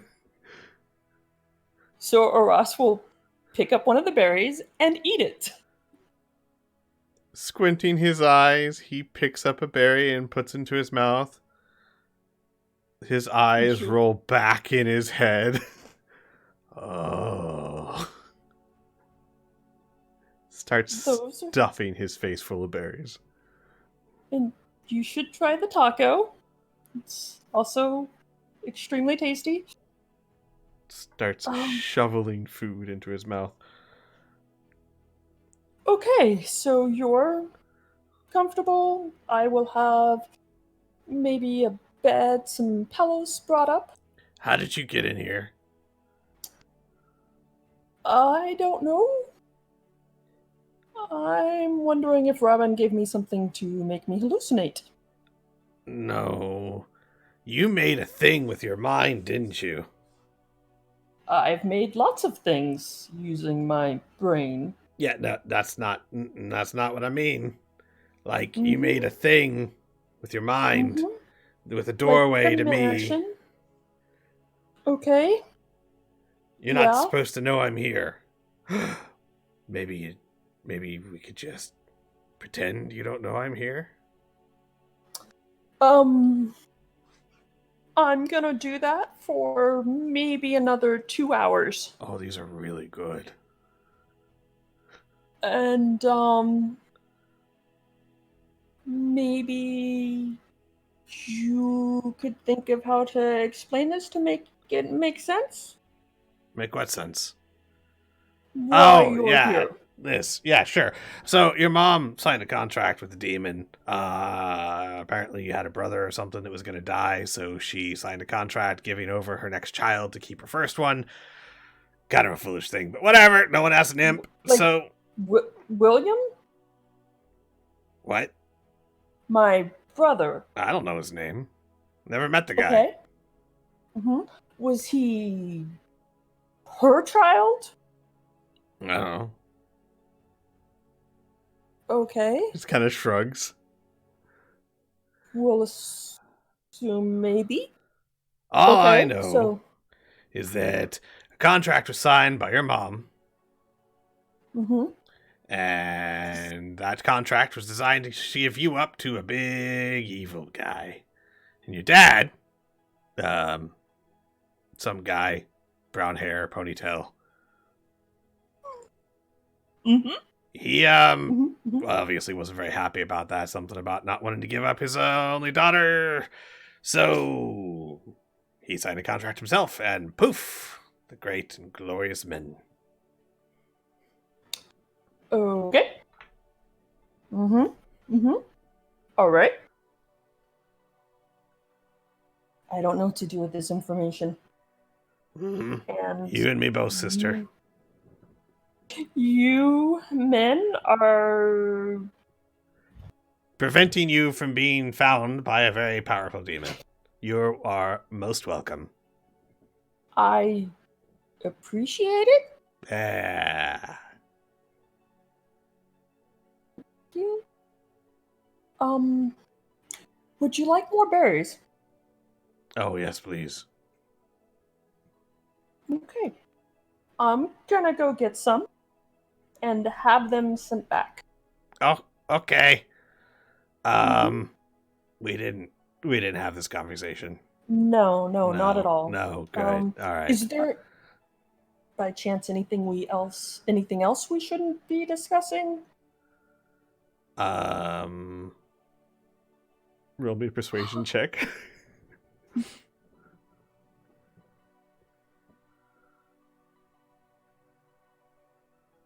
Okay. He goes, what else was there? I wasn't supposed to tell you. Something about the mom you thought was your mom wasn't your mom, something like that. I don't know. Escapes me. Okay. That's a little concerning. Well, it's probably for the best. I'm not supposed to tell you anyway. Right, and we didn't discuss it. Absolutely. He like gives a wink. Is there anything I can have to, or you would like to be more comfortable in my subconscious? Yeah, absolutely. If you could like find a way to kill that big demon or whatever so I don't have to be here anymore. It's not that your mind's not incredibly boring, but it's incredibly boring in here. Yeah, I could see that. I mean, it's gotten a little bit calmer more recently. I don't know. Not quite as... Room looks the same to me. Can you, like, leave? Do you want to... Nope. There's a nice... Bound by a contract. Okay. To stay here? Yep. Okay. So that you don't find me. Which you did. I mean... Luckily, I don't think that was actually part of the contract. I think that was more of your dad didn't want you to know there was an imp in your brain. Might damage your psyche or some silly thing like that. Point is, I'm in here so that you don't find me. Gives you, like, finger guns. She will... Gotcha. Give him finger guns right back. Maybe I could expand this room? I mean, you're more than welcome to walk around. Have some freedom. You don't have to stay in the same area. Aras, roll me an Arcana check.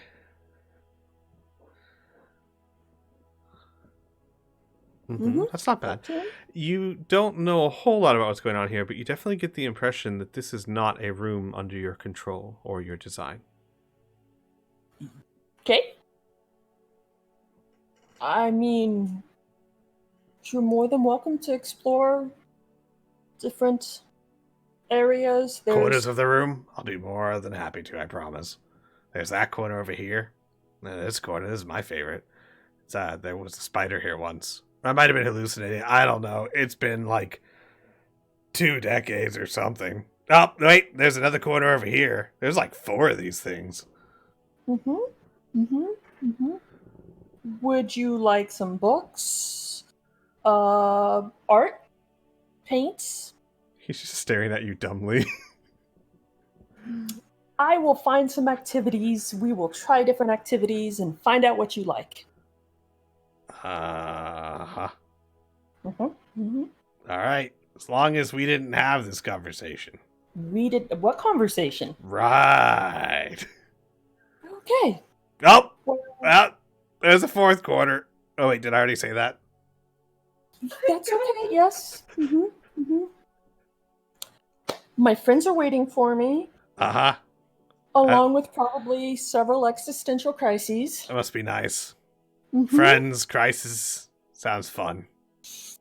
I'll just be We'll here. chat There's a soon. whole new corner here that I may or may not have explored before, so I'm fine. I have some playing cards here. Just kind of stares at you dumbly. You get the impression this guy doesn't know much about the mortal world. Here, they have pretty drawings on them. Maybe I'll come back and teach you a game or two. He sits down Later. and starts looking at the cards. He does seem mildly interested in these. These are new. These are strange.